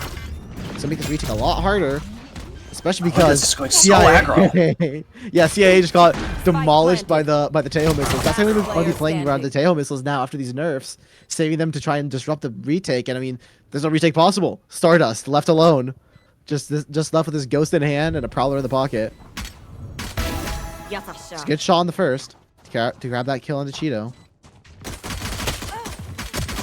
Stardust, yeah, left alone. Calcium getting that kill. And it's the first pistol round being obtained. Yeah, Very and a strong great start. Exactly right. The Tejo just sending in that stealth drone. Something we didn't, I hate to say, but we didn't see a whole lot of. And one of the most powerful abilities in the entire game, it didn't really get touched in those Tejo nerfs. It was one of the pieces of util that was just slightly changed, but so powerful. It can scan, it can ping out players. It can also it can suppress, excuse me. So coming into round number 2, a little bit of a force. It's just a sheriff for Stardust, and for Sexter Morgan, they have the Stinger, but a full buy and the exact same starts. But look at this triple push through Ramen. Yeah. Although, yeah, Calcium played the Yellow Flash earlier in mid, and is just ready for the push. Mows down 3 players. Just Doesn't 2 on expect top the of fourth it. here just yet. Yeah, just ready for everything. And I mean, I don't to be even fair, you think- take that space towards B main, you can just your TP out over towards A, and that's what happened with Zerfy. Yeah. Farm up those ultimate orbs, get as many as possible, and already always planted that spike. So Stardust and Chia left in the 2v5, just maybe trying to do a little bit of damage here. Last player standing. Oh, no, it's just flawless. Give it, there's some armor rebuys coming in, but other than that, it's a very good anti-eco round coming in from Empire GC. I mean, And- earlier we saw 2 anti-eco rounds get lost after the bonus. Yeah. After the pistol. Remind me. Don't remind me. I do not want to repeat that, please. Hey, Then one my on Sunset, sanity one on would not Split. be. My sanity would not be good for it. But I think I want to go back to that point of the clove, because I think it's a really important point to touch on. The clove, it's not necessarily the most traditional of picks, but especially for the side of Tenax, when you're running this double dome smoke comp, you can have your clove play a bit more aggressive, play a bit more relaxed, so you don't have to worry on that defense side about losing those potential smokes, because you still have them after death. And you can continue to go for some of those reclears where you might not feel comfortable doing so. But in this first buy rounds, they're playing very passive for this defense side. 2 players up in heaven. TP goes out, and it's just going to be a retake on the B site, but Yep. Yeah, I mean, playing it, with that, the advantage of that stealth zone is that no one can see it. So even the players of having, the stealth zone comes out, they can't see them unless it's close enough. So it's just very difficult. But the retake is mainly coming from heaven, it's what's seen. Only one player over towards CT, and Chia gets that kill on his Zerfy. Not ready for someone in CT. Chia gets another. Calcium getting their own, but Eli getting one. Both clones getting their own kills, but Soggy Seal 278 getting their 2 kills. Bit of body shooting. And the defuse will be coming in, building ever closer to that dimensional drift, which, as we've been seeing in VCT, has been almost a guarantee every round has been used.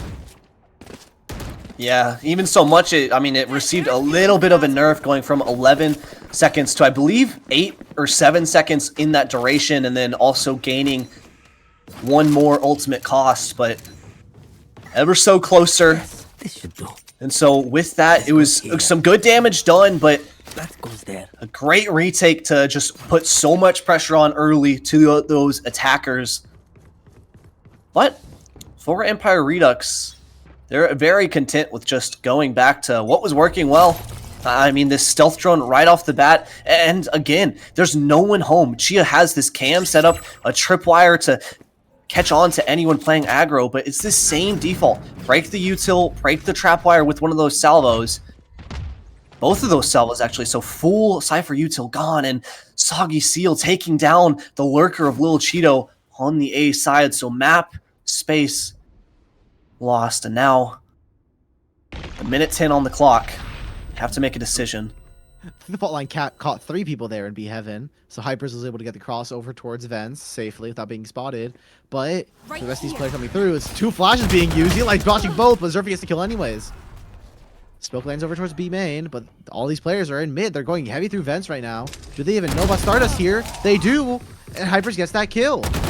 So Seal falling too, and all of a sudden this man advantage has become a 2-4 retake. Chia, with that Bulldog, swapping it out for the Vandal. Always watching over towards that Vents position, but Chia gets that kill. Ever vigilant. Peeking over towards site. Yeah, this retake's going to be so difficult, especially with this late wrap from Keltium, and it's just not expected. Shadows traveling. You better try to take whatever space you have available to you. Paranoia does land onto 1, but Zerfi, there are so many flashes available for this attack. You can just keep on spamming them and using them. Stun comes in, hits Chia, but is not ready for Hypers from that site position. Hypers also able to build up to that Armageddon. It's going to be a very important ultimate, especially because there's going to be a Yor on the other team, so you can just demolish whatever area of the map you want to, have the Yor TP in behind it, take that space immediately afterwards, not let it get refilled. Yeah, exactly right. I mean, there's so many combos you can do with this ultimate, with the stun as well. There's a reason this composition was just dominant on every single map in the map pool, right? Before those Tejo nerfs came through. And sure, the salvos got changed to where they don't recharge, but that doesn't mean the impact that you have when you use them or when you use the Armageddon changes at all. So still very, very dangerous. And the 3rd round on the board. Instantly put back onto an eco for Tenax GC. So they once again look to go a little bit aggressive over towards the A side, but there's a double high-low to try to dissuade any aggression in the Bucky. He does get spotted. Soggy Steel's TP is in that corner, and they commit to the TP as well. They're just playing this corner right now. This is psycho. Surely they know. Okay, yeah, they heard the TP come in. And you know the advantage of playing with these double dome smokes of Clove and Omen is that even if the Omen dies playing an aggressive angle, there's Eli right behind, pushed up into mid here, in this corner. Doesn't get cleared. Always wasn't ready, but Zerfi does fall. It's Clove for Clove, which means that this A site is gonna be lacking smokes a lot, and it seems as if Empire GC they have that read and they're gonna immediately pivot over towards that A site. But look at how quick Tenax. Yeah, Tenax is so quick on this rotate. They decide to maybe not fully commit just quite yet. Breach on site, that's a good shot. The breach on site does reveal about Empire's plans, but that flash is good. Chia gets that trade. Cheeto turns to hit the haunt, but this is always a scan, but he gets the spray chance away! There's a name for and it's a this. 4K! Oh yeah. And always! Look at that. They lost again. It's just so sharp on it. The spray down to close it out, Soviet around to clutch up. That was so close. Yeah, that spray transfer was amazing. I think both Tenax GC players just ran out of bullets because both of them swung together. They got always hit the res, but then they went to kill went to kill Cheeto, and then after killing Cheeto, they go back to the Clove. But the Clove is ready to shoot them. A bit tragic, but now back onto a bye. Round number 6. So much util invested early from the defense to try to maintain this B main space. They do get it for now, but very costly. And so with that, Keltium and crew will try to go work back towards the middle area, try to see if they can draw out any more util.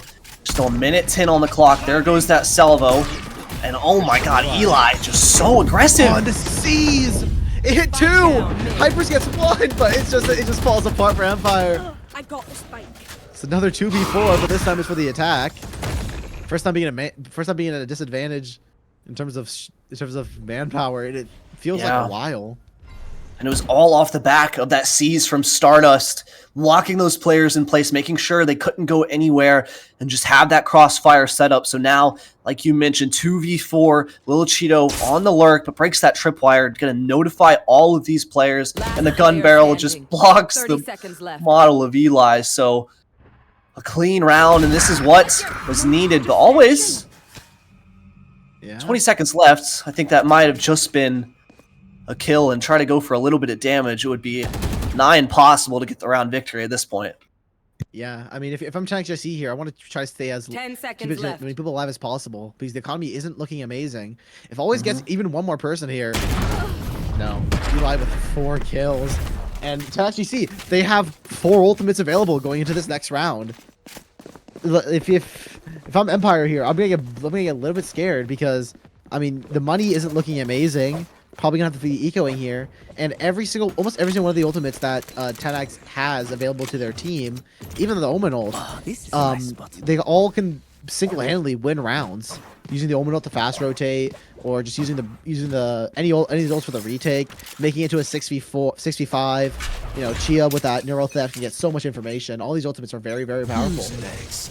But we're seeing an early ult from the attack here with that dimensional drift. And We were talking about it earlier. But it's not really used for anything like we were talking about. There's no setup alongside of it, no fault line to try to get a kill with the buck here, and Armageddon to follow up behind it. It's just simply informational, and the rotates are already going over towards the other side. Yeah, Morgan getting caught out there. Calcium getting the trade onto Soggy. Stardust ready in heaven. And there we go. We see the neural theft being used. All those players being spotted out. So much information. The seasons too. They won't hear anything about these retakes players. Chia, you gotta keep your gun out, please. I beg. Gets away from Cheeto. Gets shut down though. Chia gets always, and it's just Hyper's left alone. Rotating around this pillar position, gets one. Oh, and was not my. able to mimic the success of always with that spray down. Spectre in hand just was not quite enough. And you know, going into this round, the dimensional drift was used. But the only other ult being used in the game was Tenax with the neural theft. So in the end, if I'm Tenax here, I'm pretty happy. That's the dimensional drift gone, exchanged on the eco. Yeah, and that was ever so close, but able to get the job done and clawing back at that round deficit. Didn't even have to invest a whole lot. So building up that economy as well. But for the other side, still Armageddon available, Rolling Thunder as well. And Empire Redux decide just to go back to what was working in those prior rounds. But look at this, the investment of the Rolling Thunder as well as those salvos. But with forcing up full armor, I mean, Zerfi can't even buy full util, so that's all of it gone pretty much. And look how quick these players are set here to retake. There's 4 players here, 1 player in mid. It's gonna be a flood. Yeah, I mean, Nightfall being used forces some players back. As well as the dimensional drift. It's 2 for 2. Chia drops out of heaven. Maybe a bit And MJ! Soggy. Yeah, Soggy just gets out of the ult in the middle of the open. MJ with 3. Always ripping that not dead yet. Trying to find Eli. But it's Eli with a kill. Now it's 1v2. Both players on the attack, lacking util as Eli gets 1. They're gonna be a bit low as this pick me up. Oh, the Time's out, reload! he's reloading. So MJ with the 4th. It's a fumble. And that's the round win. Eli was expecting there to be a gun with at least a little bit more ammo, but no, forced to reload. And that's what? I That's mean, 5 ultimates used between the 2 teams. And MJ's already 5 out of 9 to another Armageddon. You just got to be confident in your own aim there. I mean, 3 bullets is plenty enough if you make the right decision and confident in your shot, but just doubts at the end there. So another round going the way of Empire Redux off the back of NJ Hyper's 4K. The Tejo, who has been so consistent on this role. I mean, even before the Tejo nerfs came through, right, was one of these star players on this agent. Always good for consistent value, good in the clutch.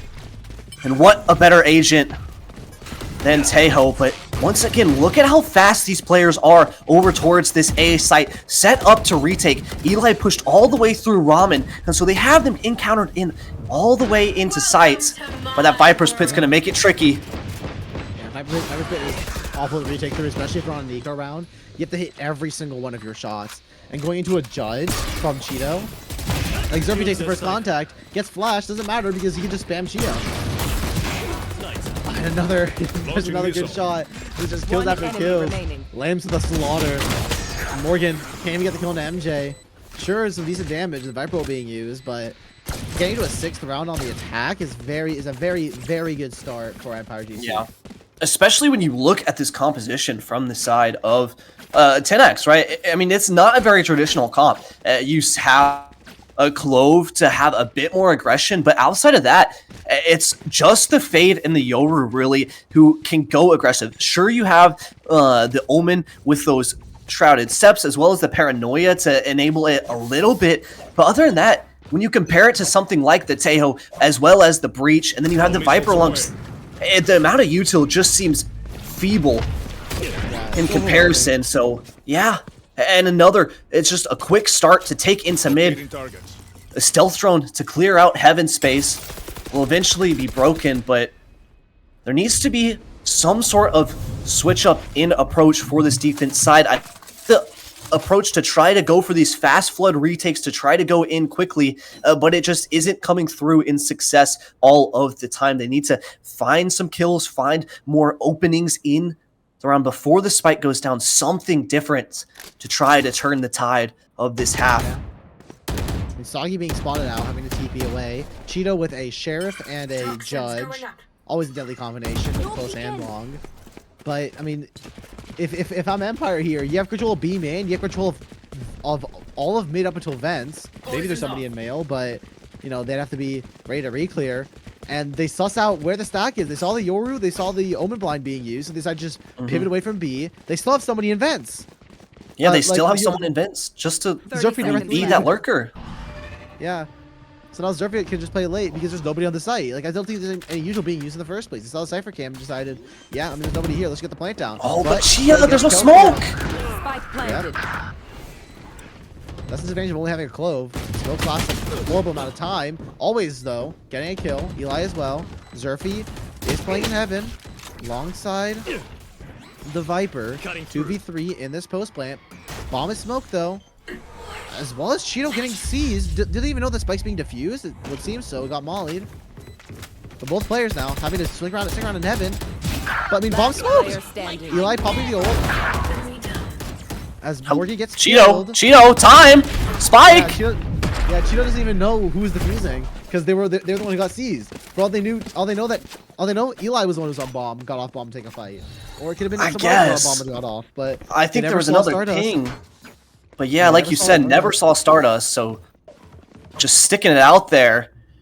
And a savior rounds coming in, even though they pick up the round victory. Look at the buy. I thought it was about to be 3 Guardians, but it's just going to be the one on the side of Chia. And so finally able to get something back on the board, have a little bit of a response, but a lot was put into that. And once again, it goes back to that just same old setup that was not really finding a lot of success, to be honest, right? The retake setup towards B and Soggy Seal going aggro. Yeah.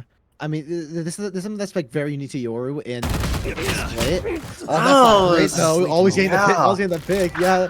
Soggy didn't have anything behind them, and Cheeto got Eli pushing over towards A. Both players that were fighting early getting spotted out, and Cheeto just gets Morgan as well. Just everybody's just swinging, taking these fights, and getting killed. It's individual, right? Yeah, there's not anything to like set each other up. And honestly, though, Soviet, it's hard when we were talking about the util. There's not a whole lot to set your teammates up with. You have the Yoru Flash, you have the Fade Haunt, sure, some C's, some Prowlers, but other than that, you're kind of just looking to take duels here on the defense, set up in advantageous spots. So now left into a 5v2. I mean, a Viper Orb and CT to just put even more pressure on, and the plant goes down, but it's already a safe call.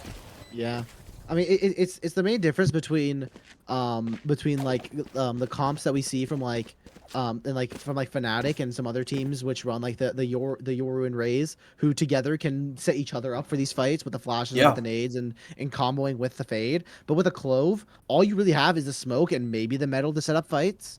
And outside of that, like you lack so much util. Like when you're playing without the Viper, especially on the defense, it's hard to just stop a site, take on A. Yeah, You don't have a lot of you don't delay. have volley. Yeah, you just have to try to get set up for a retake. And what was like honestly, amazing about the previous meta where we had like the Viper Sky. yeah, and it's hard when you have this Tejo comp. The whole point and what was so difficult about this Tejo meta. Okay, so Stardust able to get two before getting taken down, but she is the only one who can carry that gun into the next. But like I was saying, the whole point of this Tejo meta was that it's so hard to hold these sites. It was a setup for retake meta because you just can't really anchor the sites without just getting overwhelmed. And it feels like Tenax understand that. They don't really feel comfortable sitting on sites, but also the retakes just aren't there. They don't have the util to support it. And so we haven't seen them try to even anchor these sites really super heavily. Just try to play around the smokes, play off of themselves in these advantageous spots. But this early pressure, Eli with the stinger sitting around the smoke going aggro, will take down always, but that's all just a ruse. Yeah, well, I mean, Soggy with a jump, not exactly ideal. Gets back into the angle, What? shooting through the own clone. Oh Hello? my god, it's just kills. It's just fights being won. Always timed out of that, not dead yet. Morgan trying to find something. Zerfi is low. Doesn't manage to find Calcium though. That's a lot of people being taken down. Cheetah found late towards ramp. It's a good blind, so she can find Zerfi. It's all up to MJ. Having just used that Armageddon, the force of the players of screen. Morgan gets that fight, gets that win, doesn't leave Eli to try and clutch up a 1v1. This is a 5-7.5 in the post. I don't know what I just watched. I'm gonna be real. I don't know what that was, but a successful 3v5 retake, or 3v4 retake, excuse me, off the backs of the Bay Harbor Butcher and Eli. And Eli is just pretty much the standout player, as well as Chia coming alive in those last couple rounds there. But 17 and 8 currently at a over a 2.0 KD. Meanwhile, the rest of their team doesn't even have a flat 1.0 KD. It's just all off the back of this one player coming up and finding these 3Ks, finding these multiple frags. And so swapping over now to this to the attack side, excuse me, they really need to get something going here. They need to get it off early to try to tie themselves up. And they will do so by eyeing up this A site.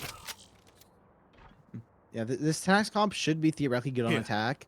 Although they don't have the breach, they do have the fade, which combos very well with the Yoru, as well as the Clove, just able to take fights. There are so many individual like agents that are good on taking fights on their own. Bit of a team stun onto MJ. I think so, a little bit unintentional. Always going for information peek.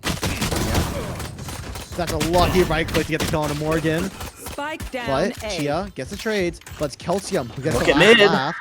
Yeah, Eli gets the kill, so it's a lot of openings around the map. Always was spotted over towards B main earlier in the round by Chia. And I think Calcium very much knows bit of that an Eli island. is running around over here. Yeah, but if they get taken down, it could spell disaster. Yep, but that flash gives away the positioning. So Chia knows where Calcium is.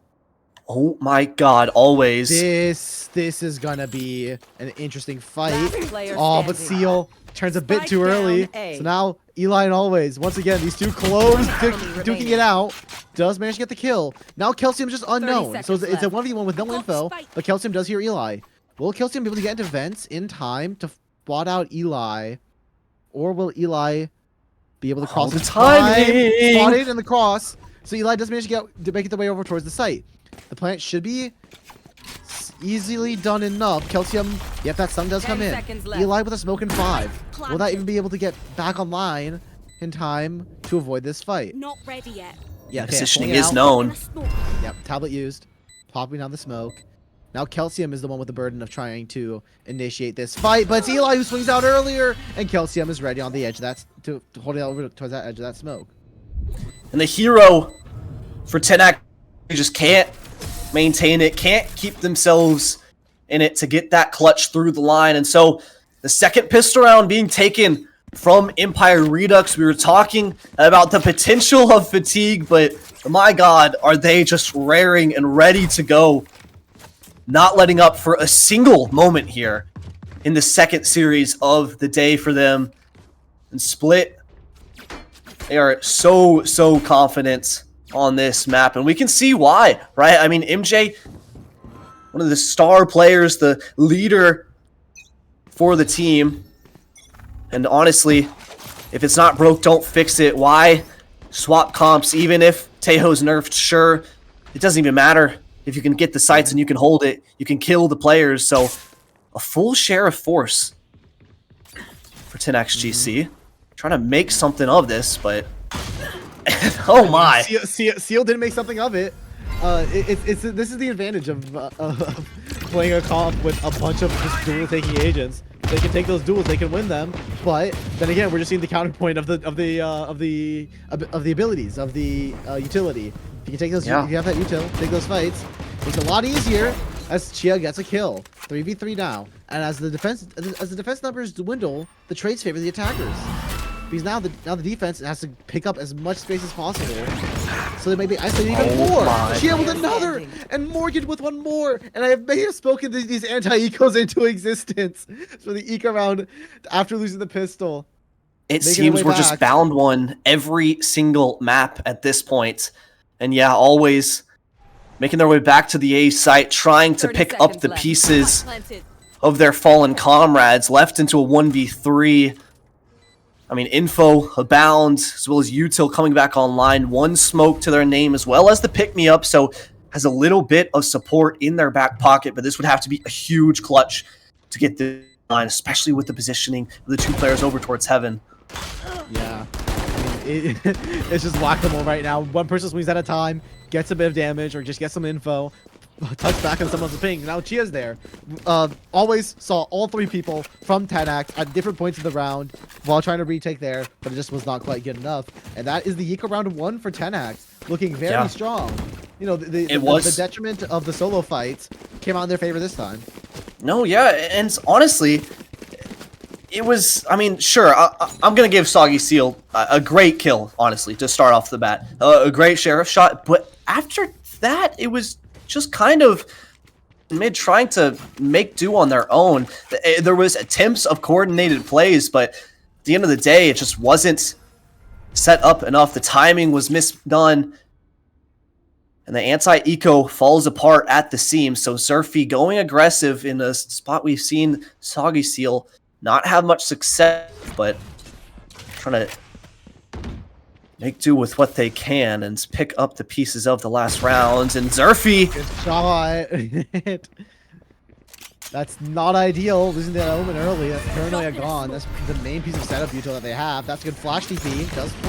Does full flash always, but Stardust gets the kill over towards Heaven.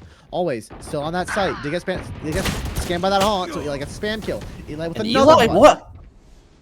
Spike planted. It's whack-a-mole again, just every time someone swings, but this time Eli is the one who gets the kill instead of just having to look every which way possible. Soggy Seal with that judge ready. A fan favorite, that it would seem, from a lot of the players who've been on this map so far.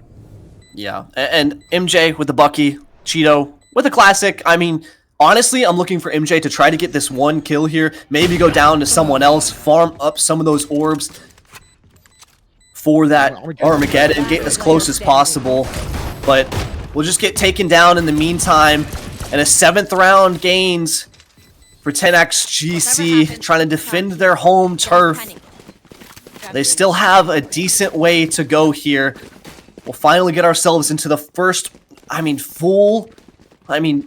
round v buy rounds for these teams, but look at the economy for Empire Redux. It's just shambles. You have 3 players on light or regent armor. Soggy Seal with that judge, just prime pickings against that weapon, and a trap play to try to take anyone off guard over towards A main. The classic stun with the salvos, not going to get anyone quite yet. It'll be Chia making their escape, but that might cause a bit of a acceleration over towards B here.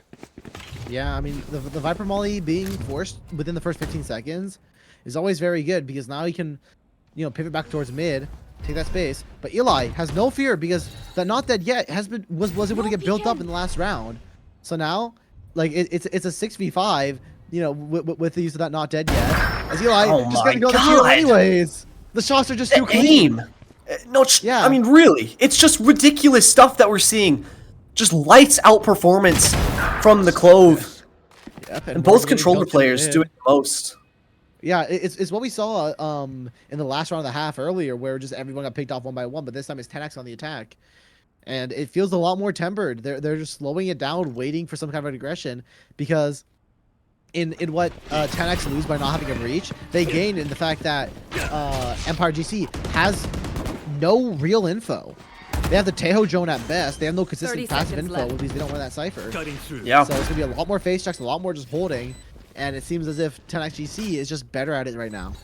Yeah, they have to go for those Stardust. mid-round re-clears, but here having to go for that retake. But Eli, once mentioned, I mean, always just caught lacking there, just not aware at all. And so with that kill going the way of Tenax, an 8th round will be gained as the rest of these Empire Redux players look to save. And Soviet, I think you said it best, right? It was individual. They don't have info, right? They have to go for some of these plays. And so they had that early aggro play to take a main control, and then they sent out the molly to delay. But once that came through, Tenax was very just content with playing it a bit slower, causing a pause in the rounds, and going later, just waiting for that util to come back online. They weren't feeling like they were having to force their hands. And so now Coach Kai coming in to try to correct some of these mistakes, because honestly, if that's what's going to start to cause Empire Redux to falter, is those slower rounds where they just don't have info and they go aggro, they lose the info early, and then they just kind of have to pick up the pieces and hope the retake works. I mean, that's not going to be a playstyle that really works very well if Tenax are just okay with just playing it slow and they realize that's a win condition for them, right? Yeah, I think the main issue for Empire GC right now is the way you play Tejo before the nerf and after the nerf is massively different because those salvos don't regen. Going for those early fights towards a main was very good to do on split, because you could send in those salvos and then just leave and play retake B because you have those salvos back again. But now since you don't get the salvos back, you have to play a bit more passively and wait for the retake. Let the attackers come towards you and be ready just to fight around the Tejo missiles on the retake. So I wouldn't be surprised if the call from Coach Kai is to pull a lot more focus over towards mid and just play a bit farther back towards B and towards A to wait for some kind of aggression to come out from Tenax. Just play retake, because you can just send the tail missiles into backside B, into the elbow on A, into behind the map or whatever, and then just play the retake off that. Round number 17. It'll be the stealth drone to try to spot out early, not using any of those missiles, salvos, but always, okay, backing off, deciding against that aggro peak. This is a force buy for Empire Redux. They have 3 bulldogs, 2 rifles, trying to farm up some of these orbs ever so close and always on this off angle. Yeah, and both close here aren't ready to fight. They both have that not dead yet, but I don't think always is gonna be committing theirs. As stuck out in the middle of the open. Zerfy left alone in this corner, over towards the left side of ramp. Get spotted. Okay. Good shot. There's an instant headshot. I know Great exactly flick. where. And then with that neural theft being used, all the defensive players getting spotted out towards mid and towards CT, and Eli is able to be given this a lot more space in mid to play around. And so once again, the defense side for these teams, every series we've watched today feels like the defense has been a bit of a struggle.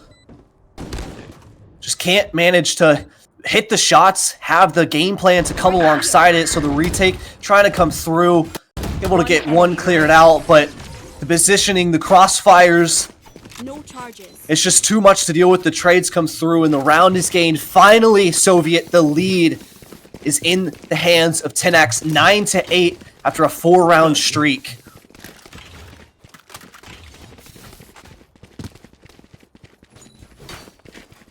So now a little bit of Nico here for both, or for, excuse me, for Empire Redux. Some big ultimates though still in hand. We'll have to see how they go for this. Early fault line potentially set up to catch off any players going aggro, but opting against it. And it's just going to be always over towards this A site. Sure, you have that quick TP to maybe set up a jump spot from Soggy Seal. Will spot always. Oh, just Morgan and Cheeto, and there's again no fear in mid.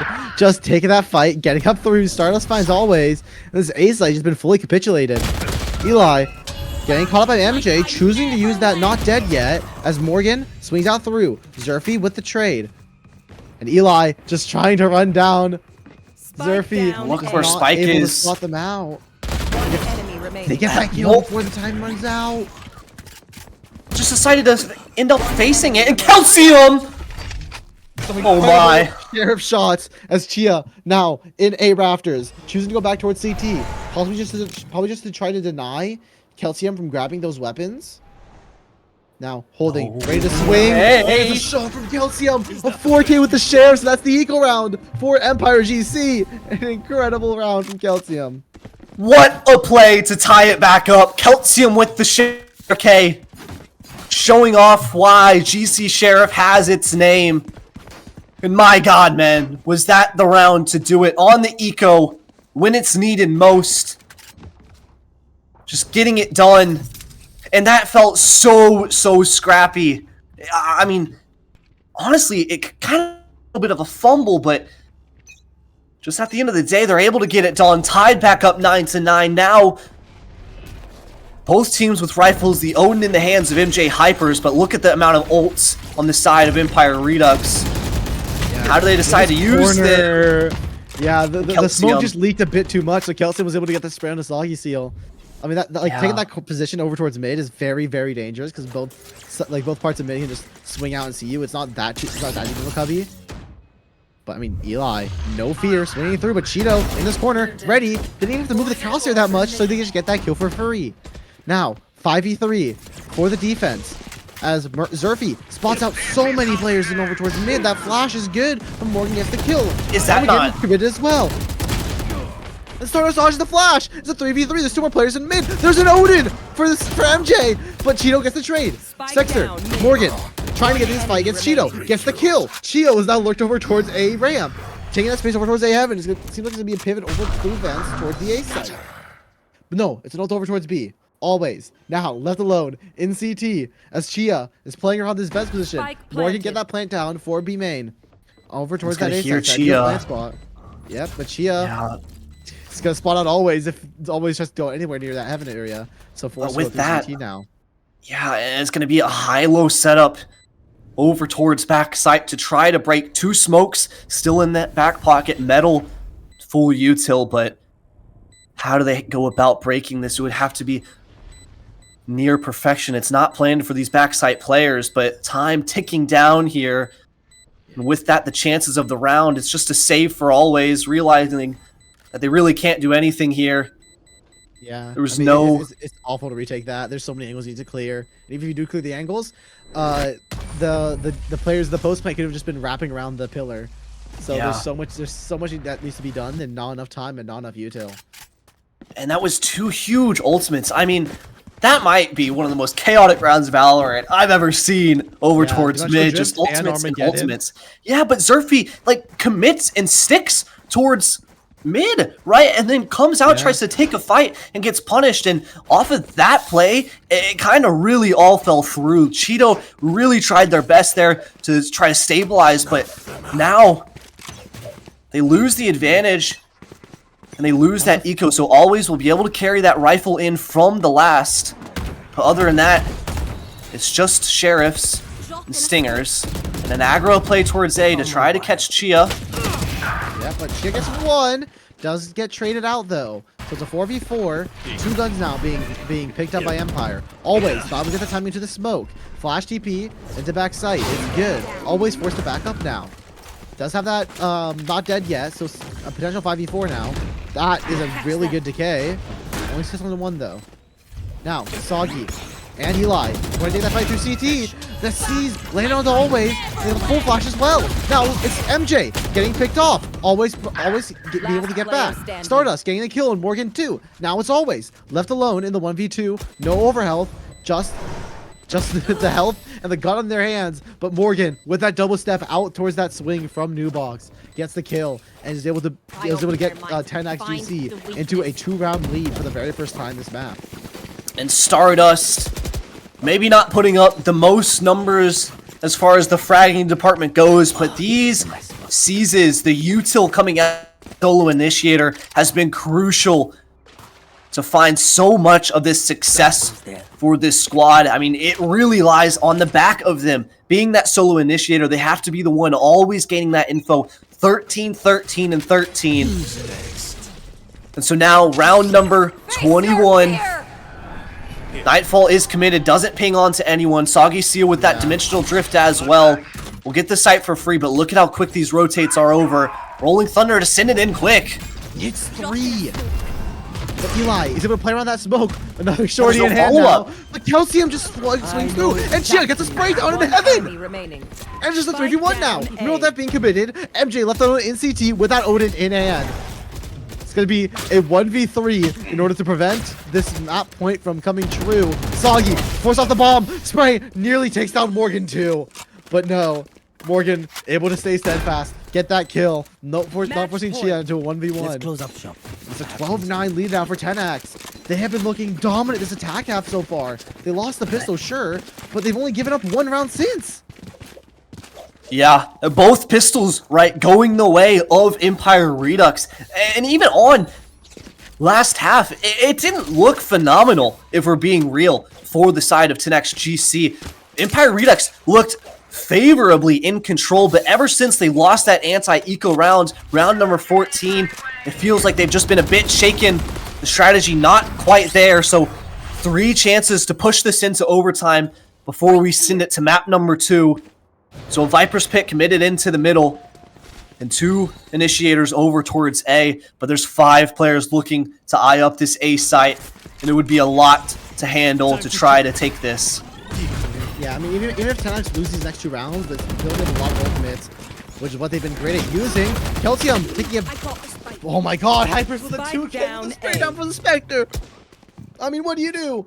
Just trying to push that Viper wall, forcing the fight through, but Chia and Eli are able to equalize. Zerfy, now left alone in heaven, gets that shot onto Chia. Eli is very low too. So, this 2v2 is very difficult. Eli with the bomb. Now, Yeah, and swing into fence. Viper's Pits. Yeah. Oh my god, the wraparound as well. I don't think Cheeto's gonna expect Timing. this. Okay, I mean, the timing finally. is good. Cheeto's ready. Oh, but the timing with the noise being made from 30 the seconds Omen left. over towards heaven gives Eli a free kill. Now running over to get the plant down. And once the plant comes down, that's not dead yet made available. Yep, plant begins. Morgan holding this heaven smoke. Just Spike staring it planted. down. Swings through. But the timing isn't good, so always gets the kill. Eli gets the Yoru clone. Commits to not dead yet. Ends out in the open. Now she has to hold, but doesn't get the kill in time. So Zerfy is able to get that kill. Not dead yet, being forced out very early, the moment it was made available. And Eli just wasn't able to make that 1v2 clutch to get it done. This is a terrible timing from Morgan over towards heaven, I'll be honest. But it just falls apart. Tenax starting again down in a 3v5 situation, but they made it close and they made it possible. Yeah, I mean, Morgan just a little too sloppy with those kills, not able to... I mean, the gun barrel was just sticking through that smoke, not making themselves flesh with it when they swing inside, so gets punished. And a lifeline is extended for this defense side, but it wasn't pretty. They still, even though they won the last 2 full rifles, MJ Hyper still having to buy a Spectre into this, though has the Armageddon, and that is a lot of damage onto Eli early. Yeah. Who's been, I mean, the main fragger, right? 27 and 17, just miles ahead of any other player in this server so far. Yeah, I mean, still with no fear, ready to just walk into that mail smoke, smokes themselves, and just use that little connection between the Viper orb and the clove smoke to just walk into mail.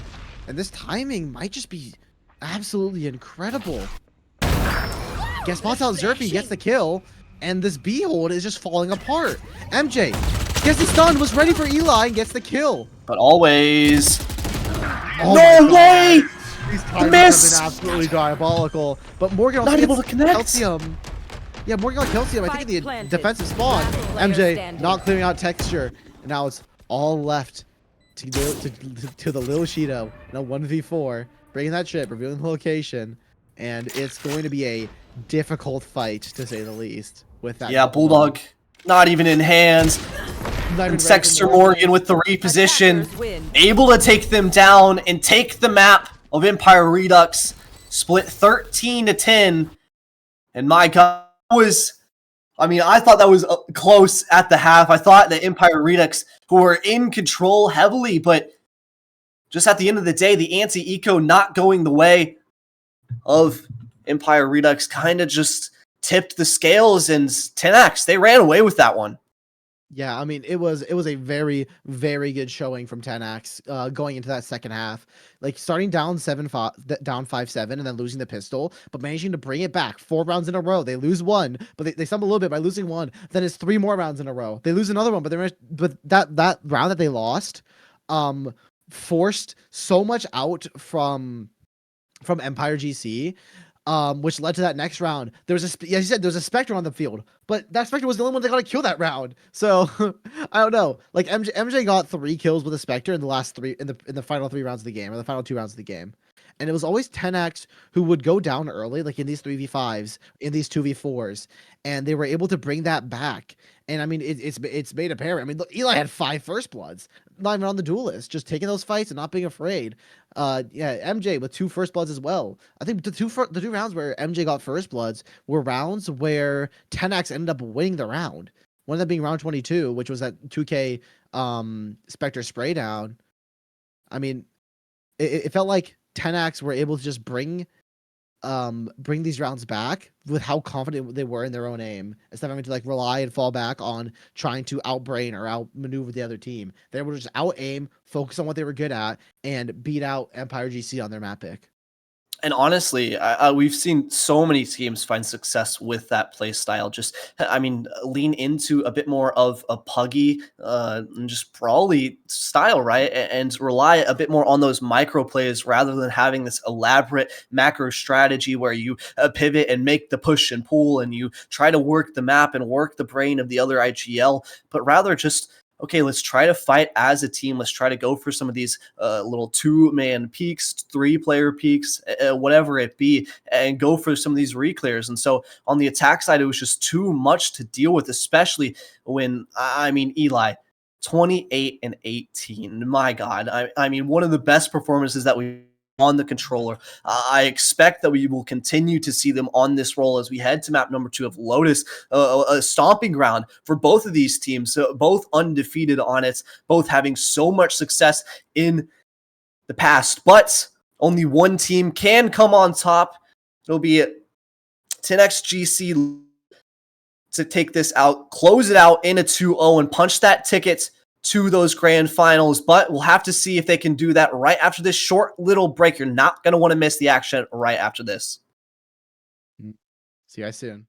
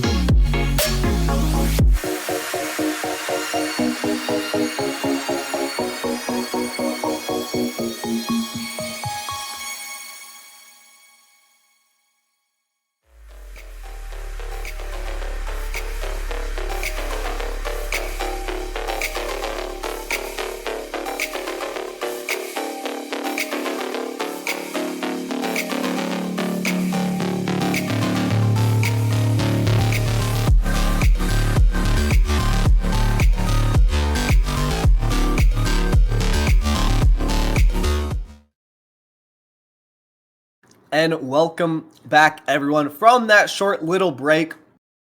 Map number 1 went the way of Tenax GC. I'm here with Multitudes instead of Soviet.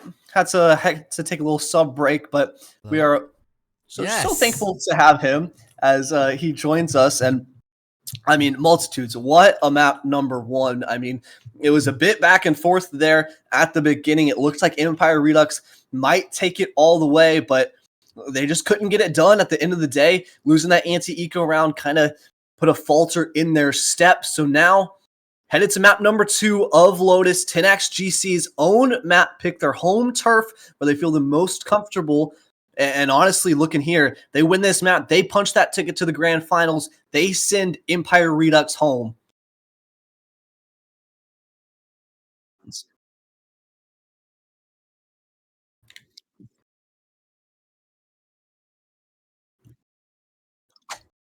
Yeah.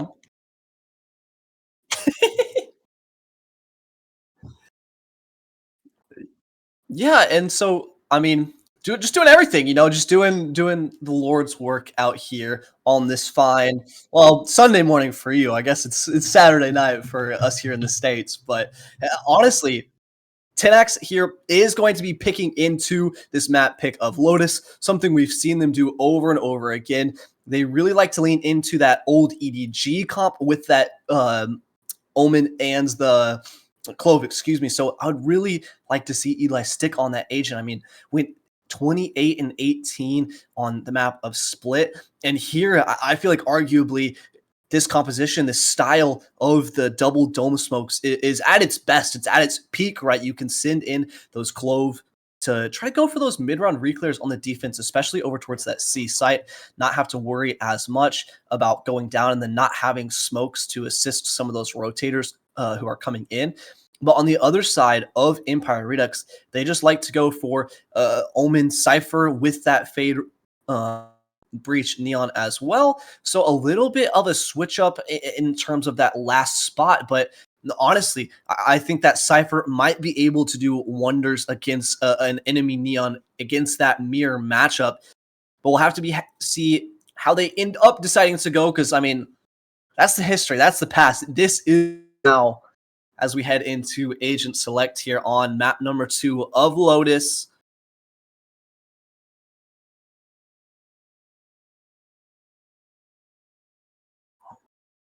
Okay.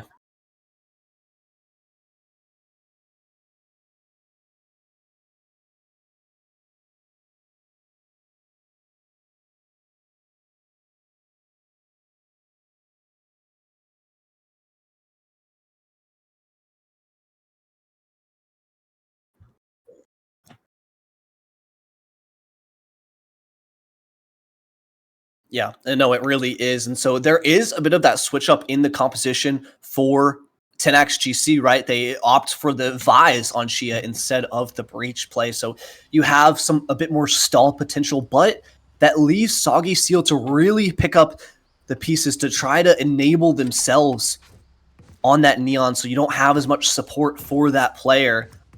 On the other side, it's just that bog standard what we've come to know and love. And once again, I'm going to be looking at the two players of Always and MJ Hypers. I feel like they have been so consistently those top performers for this team, even though they aren't on necessarily the most frag heavy role. They're always the ones coming in clutch, coming in huge when it matters most. And here in the potentially last map of their Tenax Series 4 run is when it's going to matter the most of all.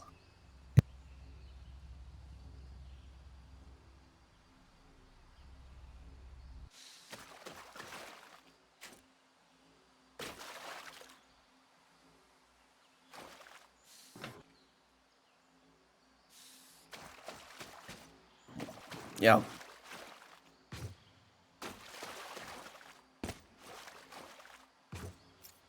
Yeah, we'll likely look to send out this Prowler. Eli eyeing up this one way. It looks like it might be an all-out brawl over towards the B side early on here.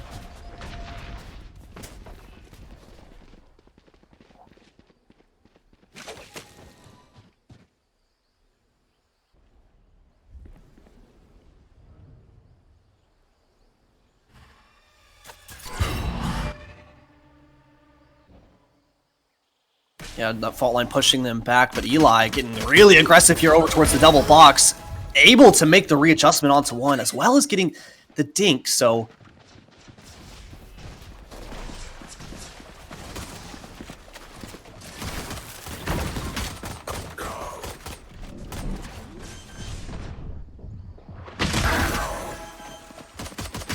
Last player standing. Spike planted. One enemy remaining. Oh my!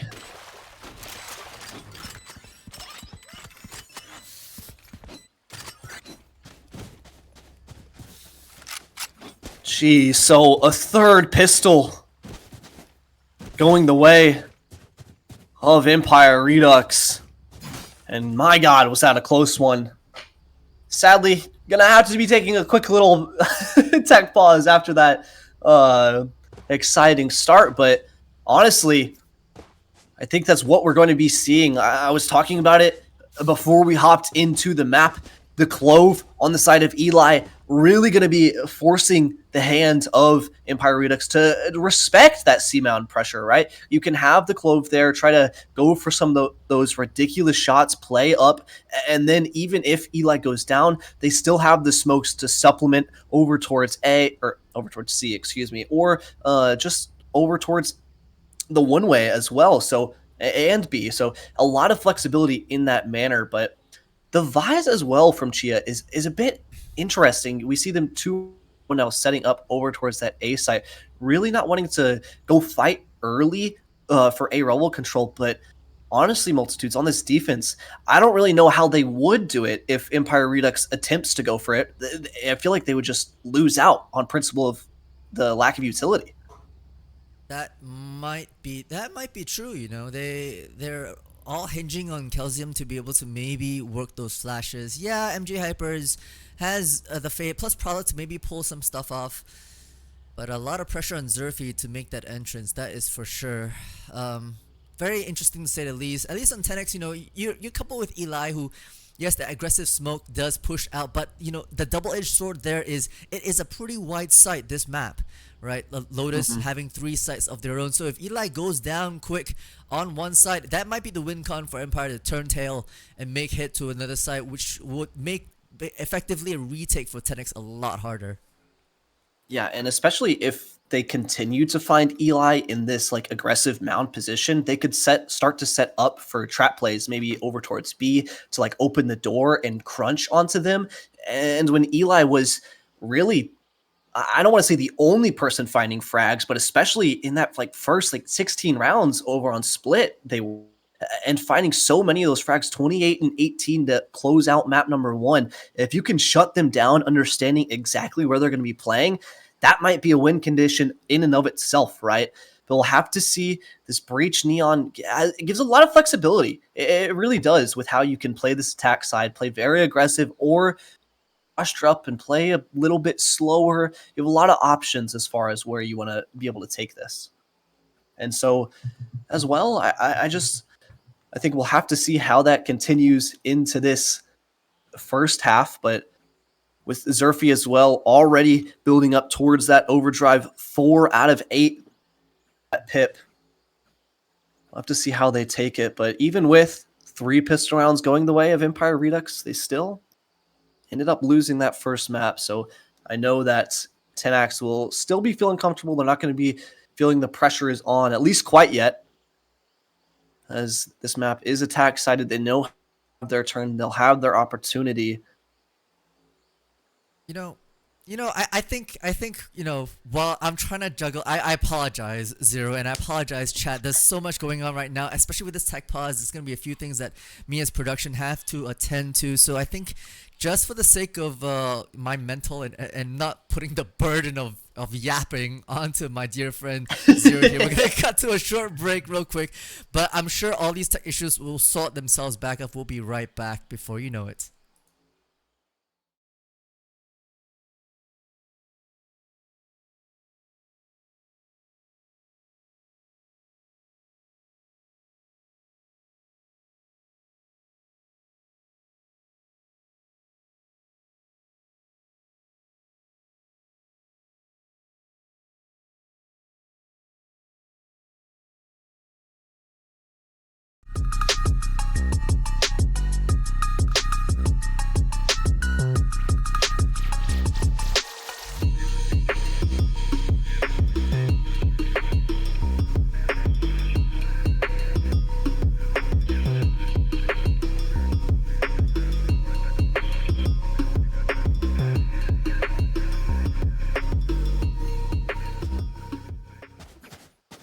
Okay, and we're back. Tech issues have been resolved. Timer is a tick-in. 1-0 to Empire versus Tenax, and we will see what we want to do next because Empire, they're buying up. They want to start things rolling. They want to start their snowball rolling. It's a bit of a double-edged sword having so many online, but you know, it is what it is. That's the choice they have chosen.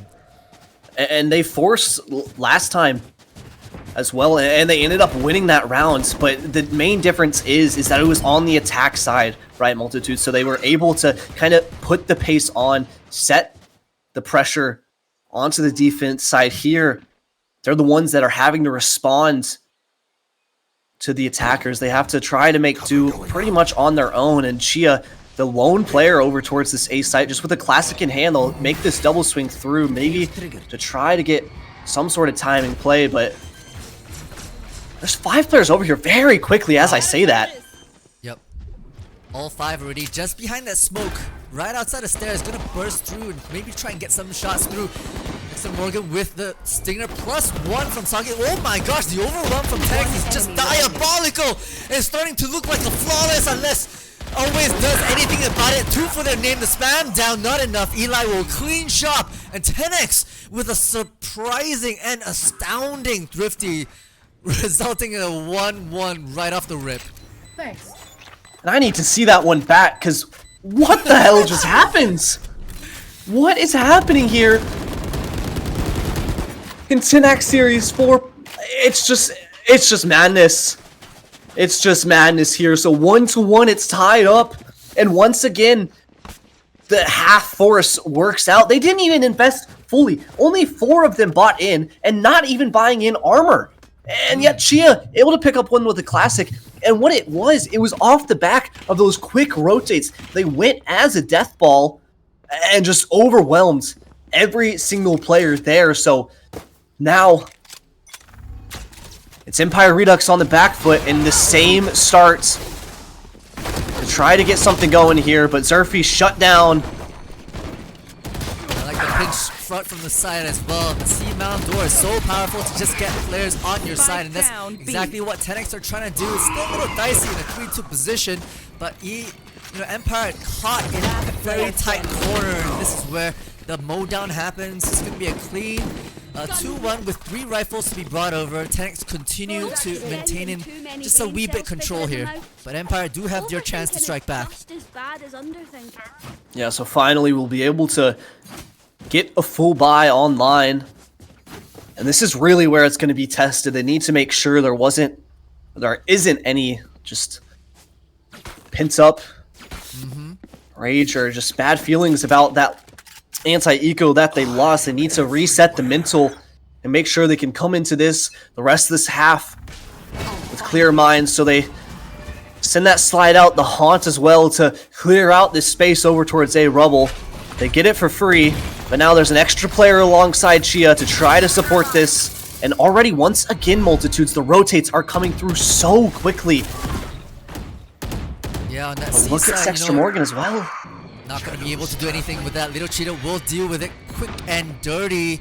And now Tenax occupying all this A space. It's interesting because the sheer wall is up, but only covers basically one of two entrances through A. And having all that attention, Hobbit door is now broken. Onto the B they go. Yeah, Eli going aggressive and somehow doesn't get the kill. Does not. It does not, unfortunately. Tenax left on a bit of a disadvantage here. A couple of folks up top just trying to push through. Seal perfectly smoked off as well to get that 1v1 isolation. Now time is on their pressured side, but they'll have to make quick work of it. Empire across all different elements and always flanking from Hobbit Door themselves is going to be able to make quick work of Seal. Chia trying to fight back, but times are ticking, and Empire know that they can just play objective. They're all spotted. The mow down is good, and Chia Oh my! 4K just pushing through B main, back for the bomb defuse. Oh hell nah. What is that? Picking up the 4K in ridiculous fashion there. And honestly, it felt like that was a pretty clean retake. It got a little dicey there towards the ends, with always trying to stabilize over towards Blue Room, like you said. But she had now 8-1 on this Sentinel roll. And jeez, just absolute ridiculous work. And so instantly forced back onto an eco. You have Zerfi, who has that overdrive. A Sheriff as well will be forced in. But other than that, it's not much. And already using both of the slides to commit into this A space. Almost out. Very, very interesting choice there. Not sure if it's a misclick, but those Thorns are going to hold back the rest of Empire. A lot of, at least, map control, but I think they're maybe waiting for the Cypher to get some mid-space, perhaps. You know, they're not necessarily committing. Yeah. You see where the spike is as well. Not in anybody's hands just yet. And so that overdrive, it is depleted, and always is eyeing up this C site, and it's being played completely for the retake. Last round, Dexter Morgan got a little bit caught off guard, and there wasn't a pivot made off that, so this time they'll try to eye it up, see if they can get anything, but look at Eli making a push all the way through A, giving this information to their team so they know it's the C site. Paranoia comes out, the Fade Haunt forces Dexter Morgan off, but teleports just as Murphy does. Never mind, mows down by a couple players here. The site is taken. The Haunt's so good as well, but the push out. And it's interesting, the Steel Garden utilized against a thrifty round from the side of Empire. That's not going to do much damage, as Hypers is still going to be able to use that classic and mow down Chia themselves. Things are looking dire for Tenax, despite them having the gunfire and power to be able to take the fight on. Stardust starts things off with one, and couldn't readjust. It's going to be Eli on the flank here. One has to do two more around this corner than expected. And Eli! Exactly where always is, 1v1 down to the wire. To be able to spot Hyper's very, very low state of health as well. Doesn't fall for the bait of this tap. Eli not sure exactly where these players are. Dancing on the smoke. Hyper's just playing it to perfection! And the spam through the 4K to be able to secure themselves a thrifty round. And my god, I mean, perfection might be an understatement there from MJ Hypers. Just calm, collected, and gets the clutch done. I was talking them up earlier. One of the most clutch players for this team. Always consistent, always good for it. And not being fainted by the tap of the spike. Understanding they were 1 HP, that it was likely what it was going to go for. The Vandal in hand, they could just spray back onto MJ and take them down. But the Haunt came back online. The spray through and the round converted. And so now, once again, the C site looks to be taken. Haunt sends out Prowler as well, but door open to cause a little bit of confusion. things slow. The push Oh through the smoke. my Eli's gonna have a God. nasty one. The spikes down as well. Valuable information traded. And now Empire trying to figure out where they might go. They've tapped the door twice so far, just adding some pressure and causing Tenax to move between these B and C sites. Still letting the Vice operate on their own on A. Hold. No charges. So all 4 players grouped up in B main now. 50 seconds on the clock. And Eli looks like they might want to go for another aggressive push through the smoke, but always Shirley is ready. But it doesn't even matter. Refreshing. Maybe not today. Great shot. Spy cam spots. And onward onto A we go. Still has to deal with the sheer plus those thorns from the shadows utilized to be able to stack that A hard. They know that's either going to be an A and B, so they're leaving a single Eli, the raid boss themselves, on that middle side. But it's going to be the sheer giving out so much information. The peek out. Dexter Morgan doesn't even need the help of Chia. Little Cheeto left on their lonesome 1v4 situation. 30 seconds and counting. And the spam through is not enough. Dexter Morgan with the moves. The left and right feet dancing to be able to get themselves that 3K. And even with the from the shadows, just a great reposition. And takes them down as soon as they pop that sheer wall. And it has been looking convincing for the side of 10x GC. And it's hard not to, right? When you have Eli just so confident in these swings through smokes, just making these timing plays. And is always consistent for it, always good for at least 1, if not 2. And so, another eco. And honestly, I keep coming back to it, but Zerfi is investing this slide so early here onto this A fight. And when you do that, you lose a lot of that punch when you're going to that site hit. You can't really send yourself in. You have to wait. You have to get out of that sprint and go for a normal fight. And that's what's so good about Neon, is the slide, right?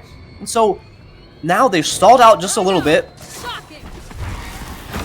Onwards we go. Zerfi has a bit of a, that dance moves onto the side. Chia, the soul anchor will be dealt with by Zerfi. Great sheriffs onto the side. Stardust is really starting to make their way onto the side. Doesn't want the plot to get down. Gets down anyway. So it's just these 3 players. Oh, the caught C's in the middle of though. the side. The C is beautiful, done with. Teleport has to evacuate out off the tree, but Zelkin is still on site, trying to do absolute work with that Spectre. Now Eli on the flank will deal with Zerfi as well, causing Zelkin to want to step out. Couldn't get anything. And they more. can just stick. They can. As always, caught between a dance here, not wanting Eli to get their revive, but has to concede the site regardless. Eli's gonna find their mark anyway. Oh boy, that has to not feel great. Yeah. I mean, not even buying enough time for Eli to fall back and fall down to the time there, but a 5th round for the defense here on the map pick of Lotus. We can see why they're so confident in this map pick.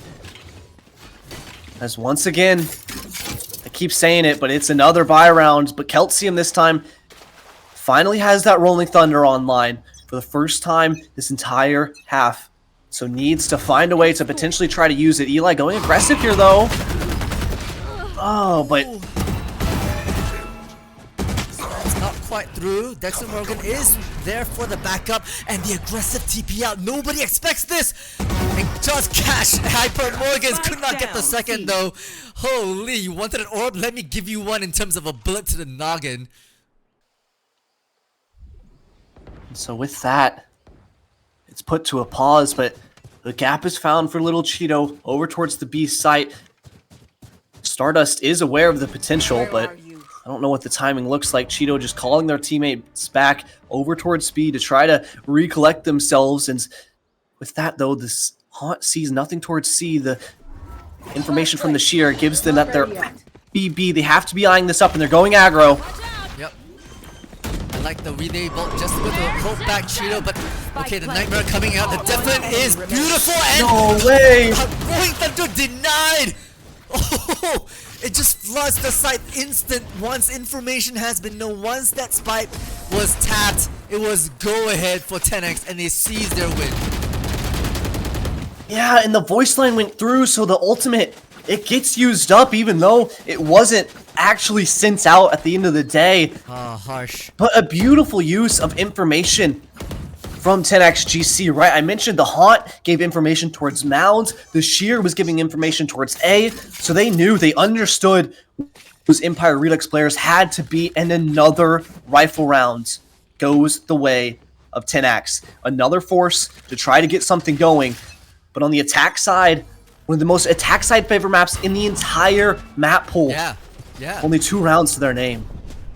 Only 2. It's hard. They can't even get their normal C mount. You know, normally you say attackers get that C mount, but they don't want to disrespect Eli with those one-way smokes. It's terrifying, especially with the confidence that that Clove is exuding.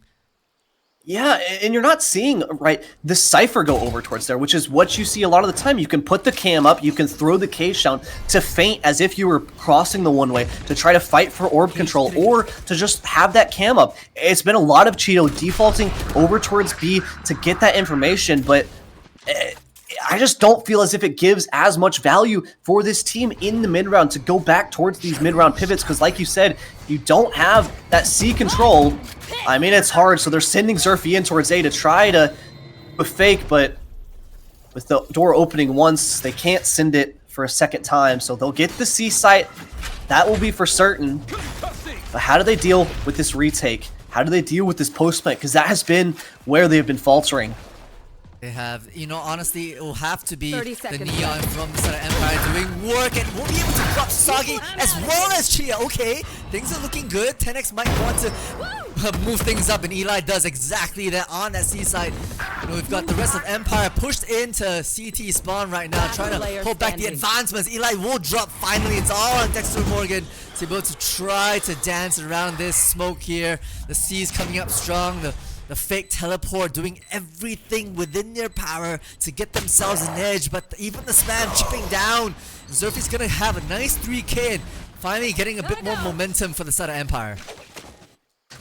And that's what we want to see, the duelist coming online.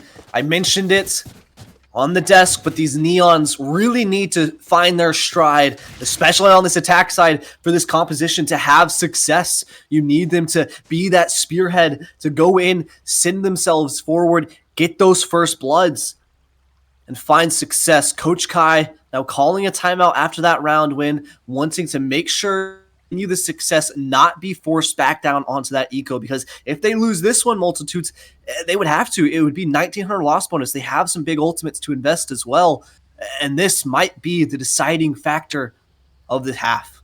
Yeah, 100%. You know, like, I love the way Tenax played that last round, right? Putting so much pressure on that C, and then using that C mount space to basically pressure out little Cheetos that had lurked down mid, right? With the door tap. That's just a 1-2 punch out to get all this map space for free. They basically give up A main, and I honestly haven't seen them do a lot of A main. You normally don't see a Vice being played on A, but somehow it works and gives them confidence to secure themselves that B and C site.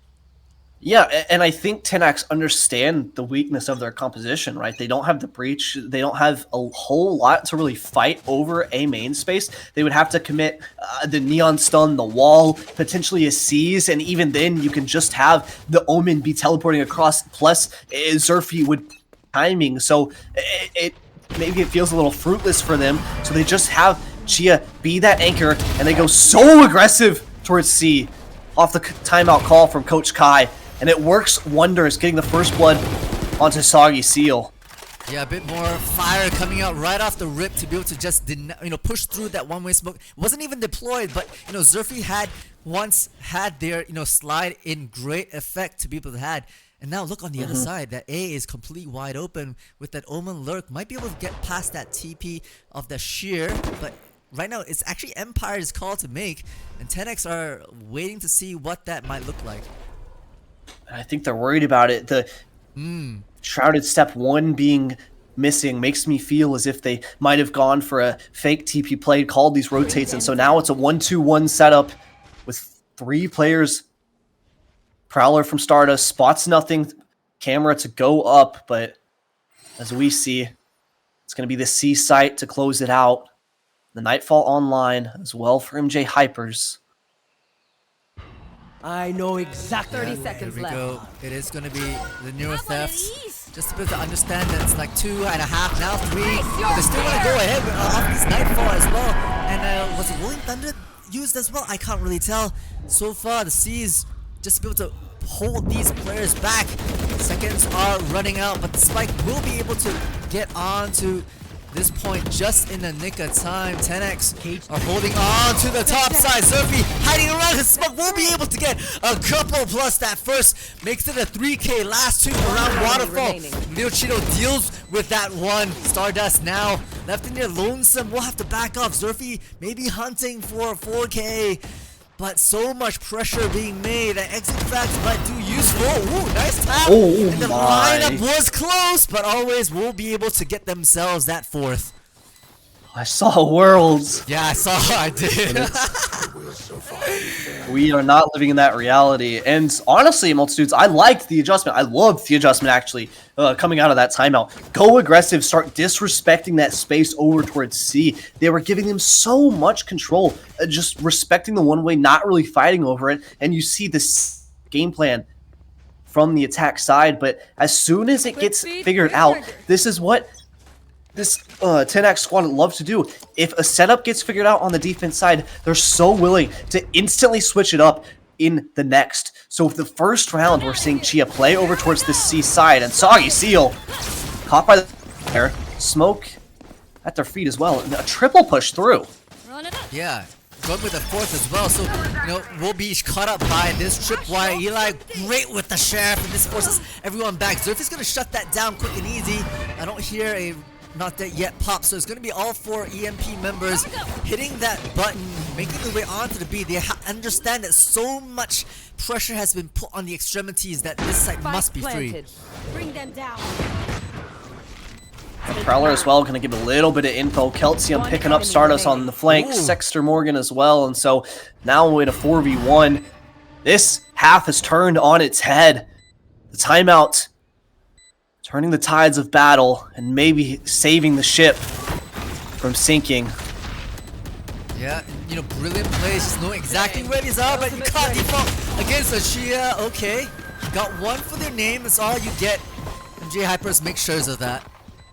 Last round in the half. So now round number 12. Potential to tie this up 6-6. Sure, you may have wanted to see a little bit more rounds for the Empire side, but a great recovery so far. They would love to punch this one and tie it up 6-6 at the half. But for the other side of Tenax, they don't want to let this lead slip. They want to try to maintain control into that next half. They have that Steel Garden for that retake, 2 away from a couple ultimates as well. So love to see what the approach is. It's just a slow play. It's not very aggressive like we've been seeing from the defense. Yeah, Chia now hopped on that C-side sheer wall on B, but Thorns will be able to maybe deny Zerfi to slide on. They realize, okay, they realize that Vice is here now with that flash being taken care of, as well as those Thorns being popped. So now they're worried, right? They haven't seen where that sheer is. They don't know where it's positioned. They don't have like the standard Yoru clone that's a really good counter against those shears to pop that off. So away we go. Yeah, and it looks like they're gonna maybe end up going to just try to re-clear this space over towards A and then pivot back towards that C site in the mid-round. Try to pull some of these rotations and pull these rotations. They are. Look at this, 4 players, but MJ Hyper's maybe getting a little aggressive, but I think that sells it. So now it's all up to Chia. Here we go. Overdrive online. Steel Garden maybe trying to make it feel like a pistol rifle against all odds. Chia holding on to a Vandal, but Overdrive is still online and Zerfi's hunting for more. Eli's covering the top angle. We'll be able to get 1 plus Chia swing out. The blind is great for it. A bit labored, but the retake from Tenax is so beautiful. Flawless as it is to end off their first half. And a great round to close it out. A confidence statements that they still are in this. It's not out of their control quite yet. Their backs will be towards. And so swapping over to their attack side, they'll be leading I need this. by 2 rounds. So now we finally get to see how is Empire going to approach this defense, right? We were seeing a little bit of, a different approach. This isn't necessarily a composition that we see all of the time from Tenax, so a little different setups, but so far it looks like pretty standard stuff, but it's going to be Neon Zerfi over towards C with a pretty heavy setup over towards this A site. And this breach pick is what is going to allow this team to really try to fight for this on this defense side. Something we didn't see, omit 1 rounds where they had an overdrive to invest into this early A fight. But there's 3 players here for Empire. This is going to be a lot to get through. Is stun not actually used just yet? You know, they are just working the map just a little bit, working that Hobbit door, trying to get into Middle Earth as well. As we see here, it's gonna be just free real estate, always tucked up in the corner. Seal, oh, I love this. 2 ships around the corner here, and now the crunch time will start. Oh my god! Oh my gosh! Exactly as you see with the 3K, the lurking Vice having so much impact, and Zerfi knives out. Eli's gonna claim an easy one. What ended with a flawless will start with 1 as well. One downside to And your all middle. off the back of Chia, right? A beautiful play to set themselves up. They go for the pivot, and then you insert 1 just over towards Rubble. You have them stab any players rotating from A in the back, and it's just perfection. Sure, they were only able to get 2, not clutch it out in the first pistol round, but here doing God's work. So now looking to extend their lead even further on this attack side, start to build up to that Steel Garden very early. Yeah, you know, it's so coordinated right now from the side of 10X. I think about the way they work split on the attack. They're slow, they're methodical, and now with more space, I can presume that they're gonna have more success here as the stun comes out beautifully from the side of 10X to be able to Empire, maybe to hold back the advancements just a bit, but it's gonna be a huge brawl.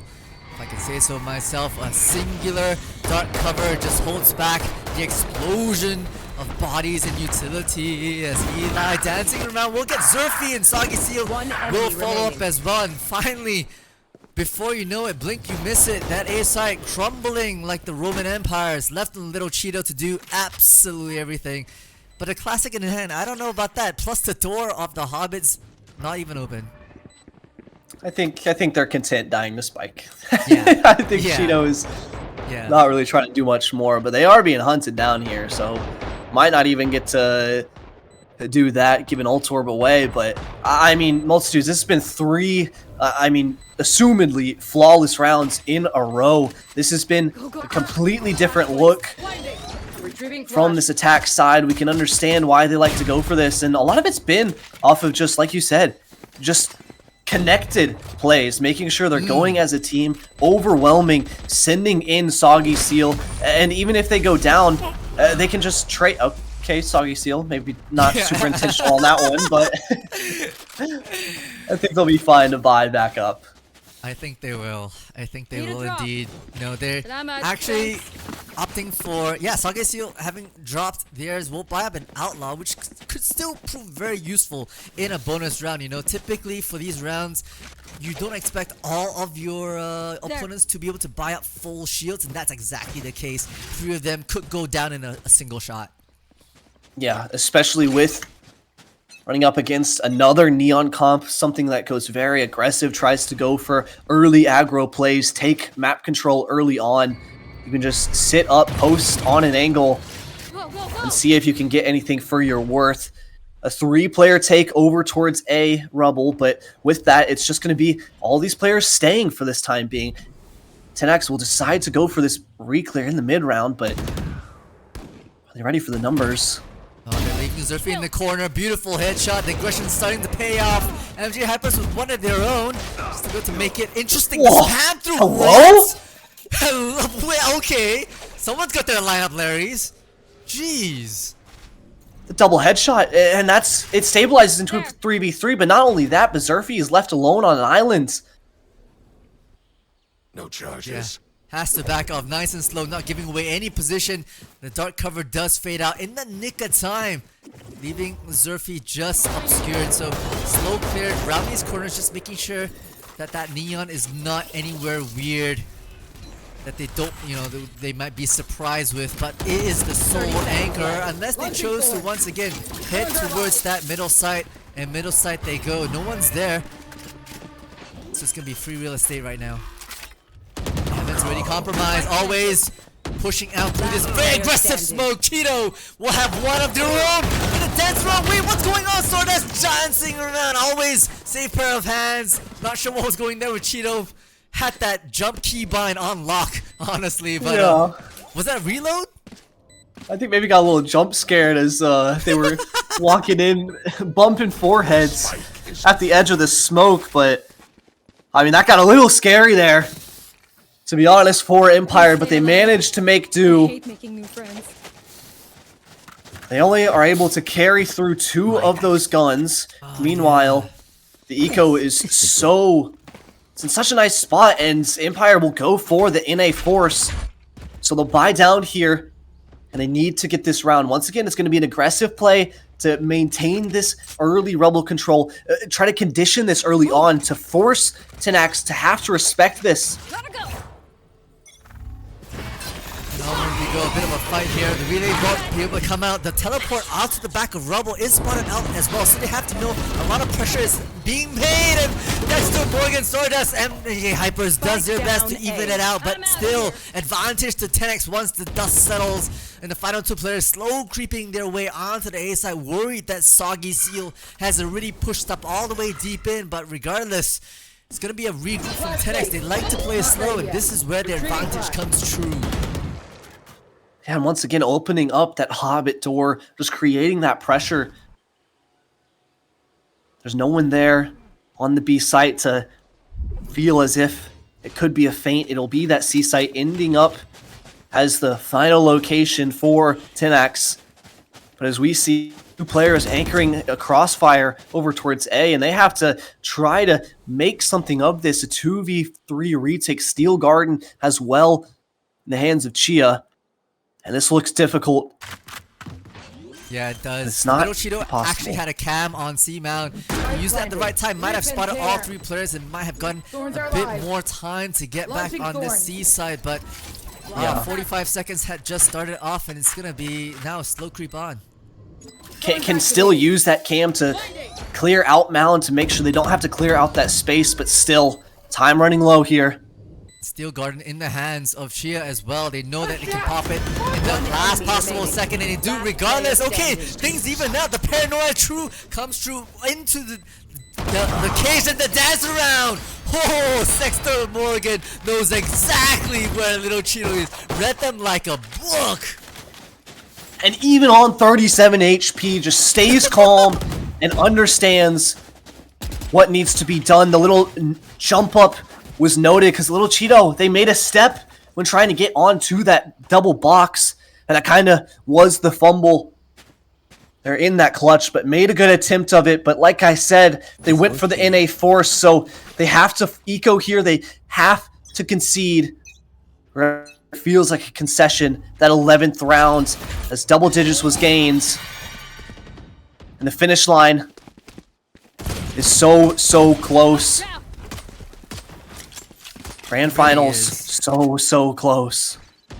It really is, and it's absolutely ridiculous how well Tenax are playing at the moment. And you know, coming off that timeout, Empire looked like they were trying to get their footing a little bit, but I'd be worried to have to call one soon, because it feels like on the defense they're not really trying to find much footing. Yeah, nothing they're doing seems to work. They were trying that early aggression over towards it, got punished twice pretty much, and so they have to reassess their strategy. But Kelsey with the classic, I don't think is going to be the one to do it. Yeah, just gets slid on, taken down, and this round it feels like it's already over. The adjustments will have to come in these future rounds. Try to do a little damage, maybe try to farm up some ultimate orbs here in multitudes, but Yeah, but all the orbs seem to be going the way of the red team at the moment. Eli, we've seen their prowess on the first half. They're developing once more. Zerfi makes it interesting, steals away the flawless. But Eli with the 4K, just confidence exuding from the Clove. We bring ourselves to an 11th. What do you do against someone who just has no fear? Okay, the timeout. It's finally called. The brakes are pumped. Yeah. Making sure that there's just something to go into these next 2 rounds with, because, I mean, they don't have many chances left here. They don't. And the worst part, Zero, is that the economy for the side of Empire, they're wanting to force this, and they have to get it. If they don't, they're looking at match point with a broken buy, and that's a horrible kind of like dilemma to be in. Yeah, you don't feel good about that. And even now, right, when you're forcing, sure, you may have the rifles now, you have the advantages of the ults, but you feel that pressure. You understand that if you lose this round, you have to go 6 in a row flawless, and it has to be off the back of an eco. It has to start with that eco. So Coach Kai going to come in, try to make some of those adjustments again, and honestly, we'll have to see what direction they go. I'm looking at MJ Hypers potentially picking up an Odin, which I do like to see, right? It's a gun that's so powerful, especially over towards that tree area to spam early on. But rather than going for that, something that we see a lot of the time with that comp, or with this role, it's just going to be the eye being sent out early, so, or a C's potentially. So no util to be exchanged, but with that, they hear all the util from the initiators being used, the spray of the Odin layered on afterwards, and are running away, trying to rework the map. Always used from the shadows onto that A main I must side. wait a moment. I'm not sure what that necessarily was. Maybe some information gain, but look at Eli. Eli's just abusing it, right? Like, just to be able to move up all the way through and get some positioning here. Fortunately, is taken out. I think maybe some tech issues in the middle of that round, but unfortunately the game must go on, as now that C site is held within grasp here.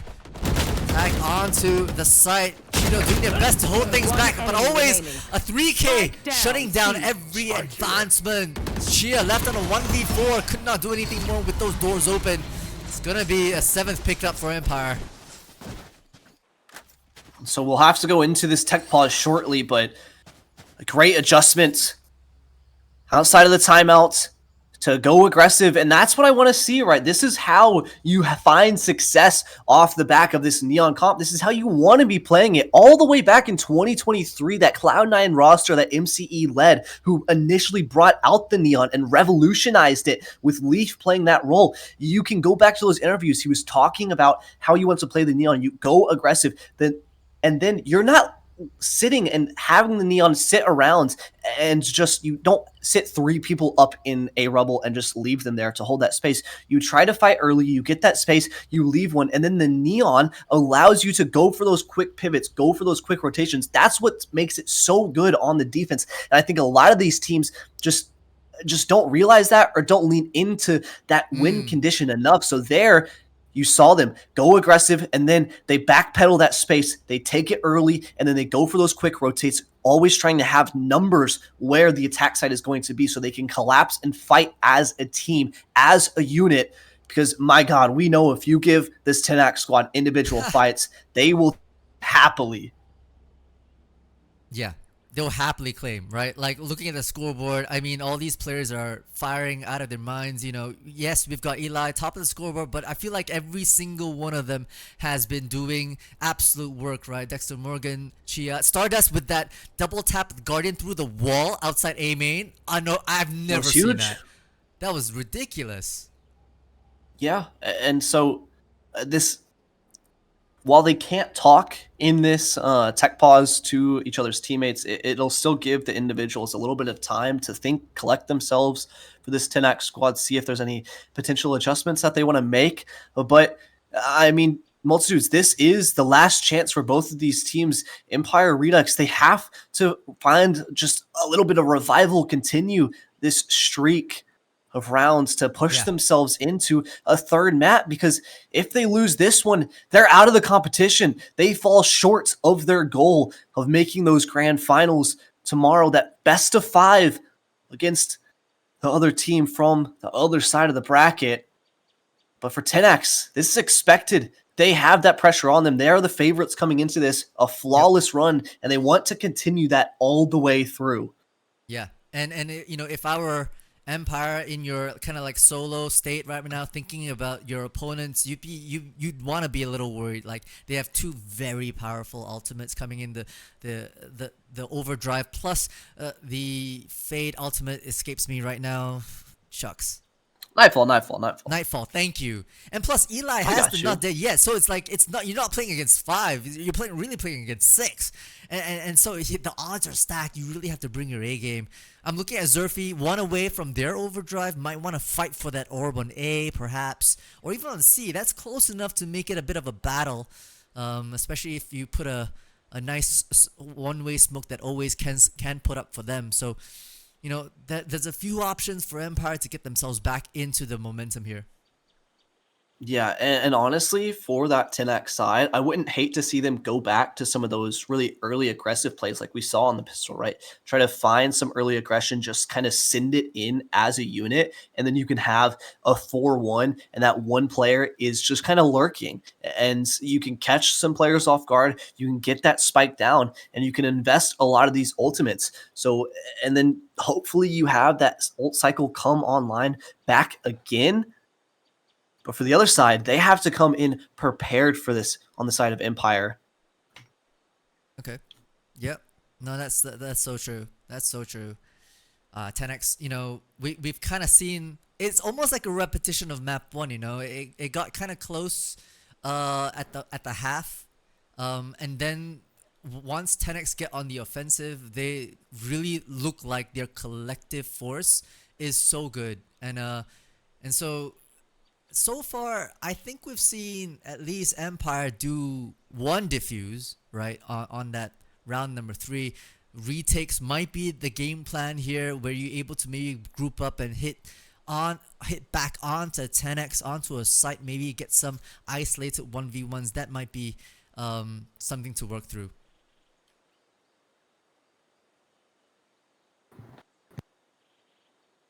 Okay, so we should be headed back in pretty shortly. Got all of those issues resolved, hopefully, so we can get back in and get back to this action, as it's an exciting matchup here in the semifinals of the Tenax Series 4 playoffs. So getting back into this, a little bit of time to digest the last round that happened.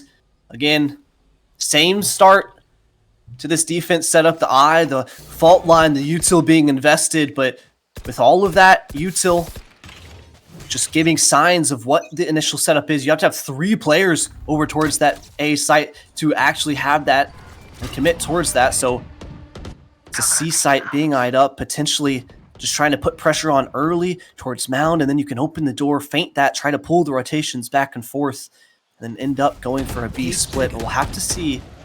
They found my wire. Oh, the Prowler just escapes from Little Cheeto. Okay, might be a great start here.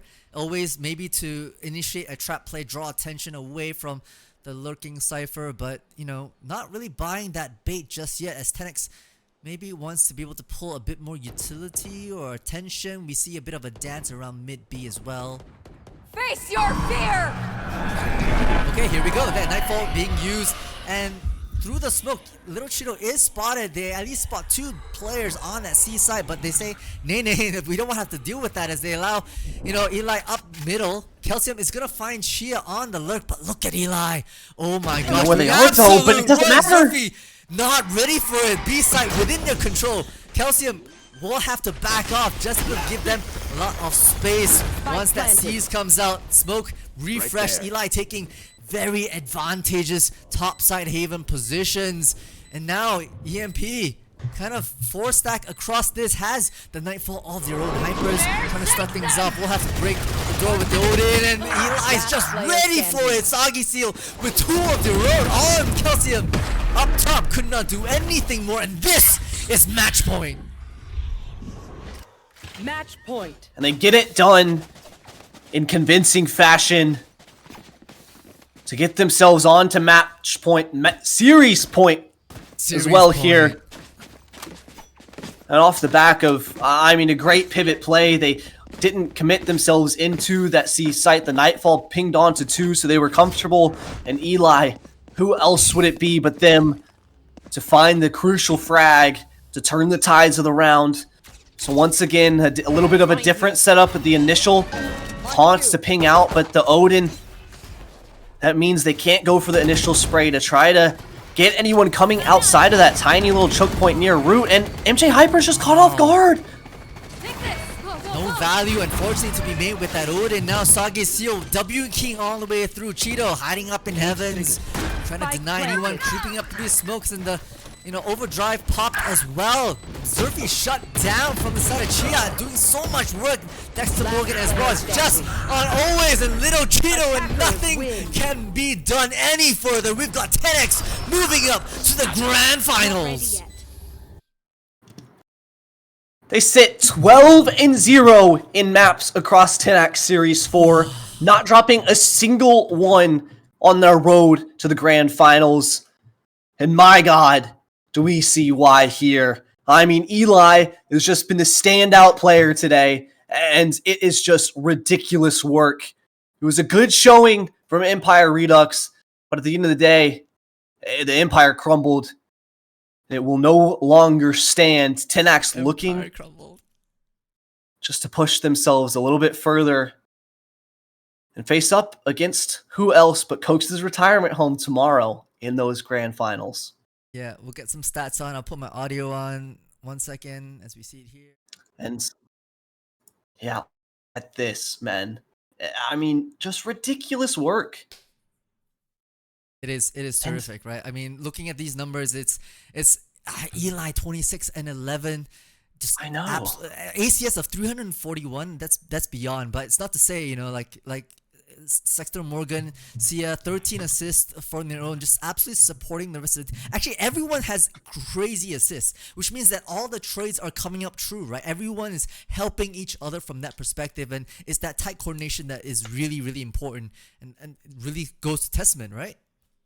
Yeah, you're exactly right. And on that defense side, on both of these, it was just finding a lot of success, right? I mean, sure, Empire were able to come back a little bit there after that timeout by Kai, but other than that, it just felt like the game plan didn't run deep enough. The strat book wasn't set up to deal with this weird style of play with the double controller, single initiator neon.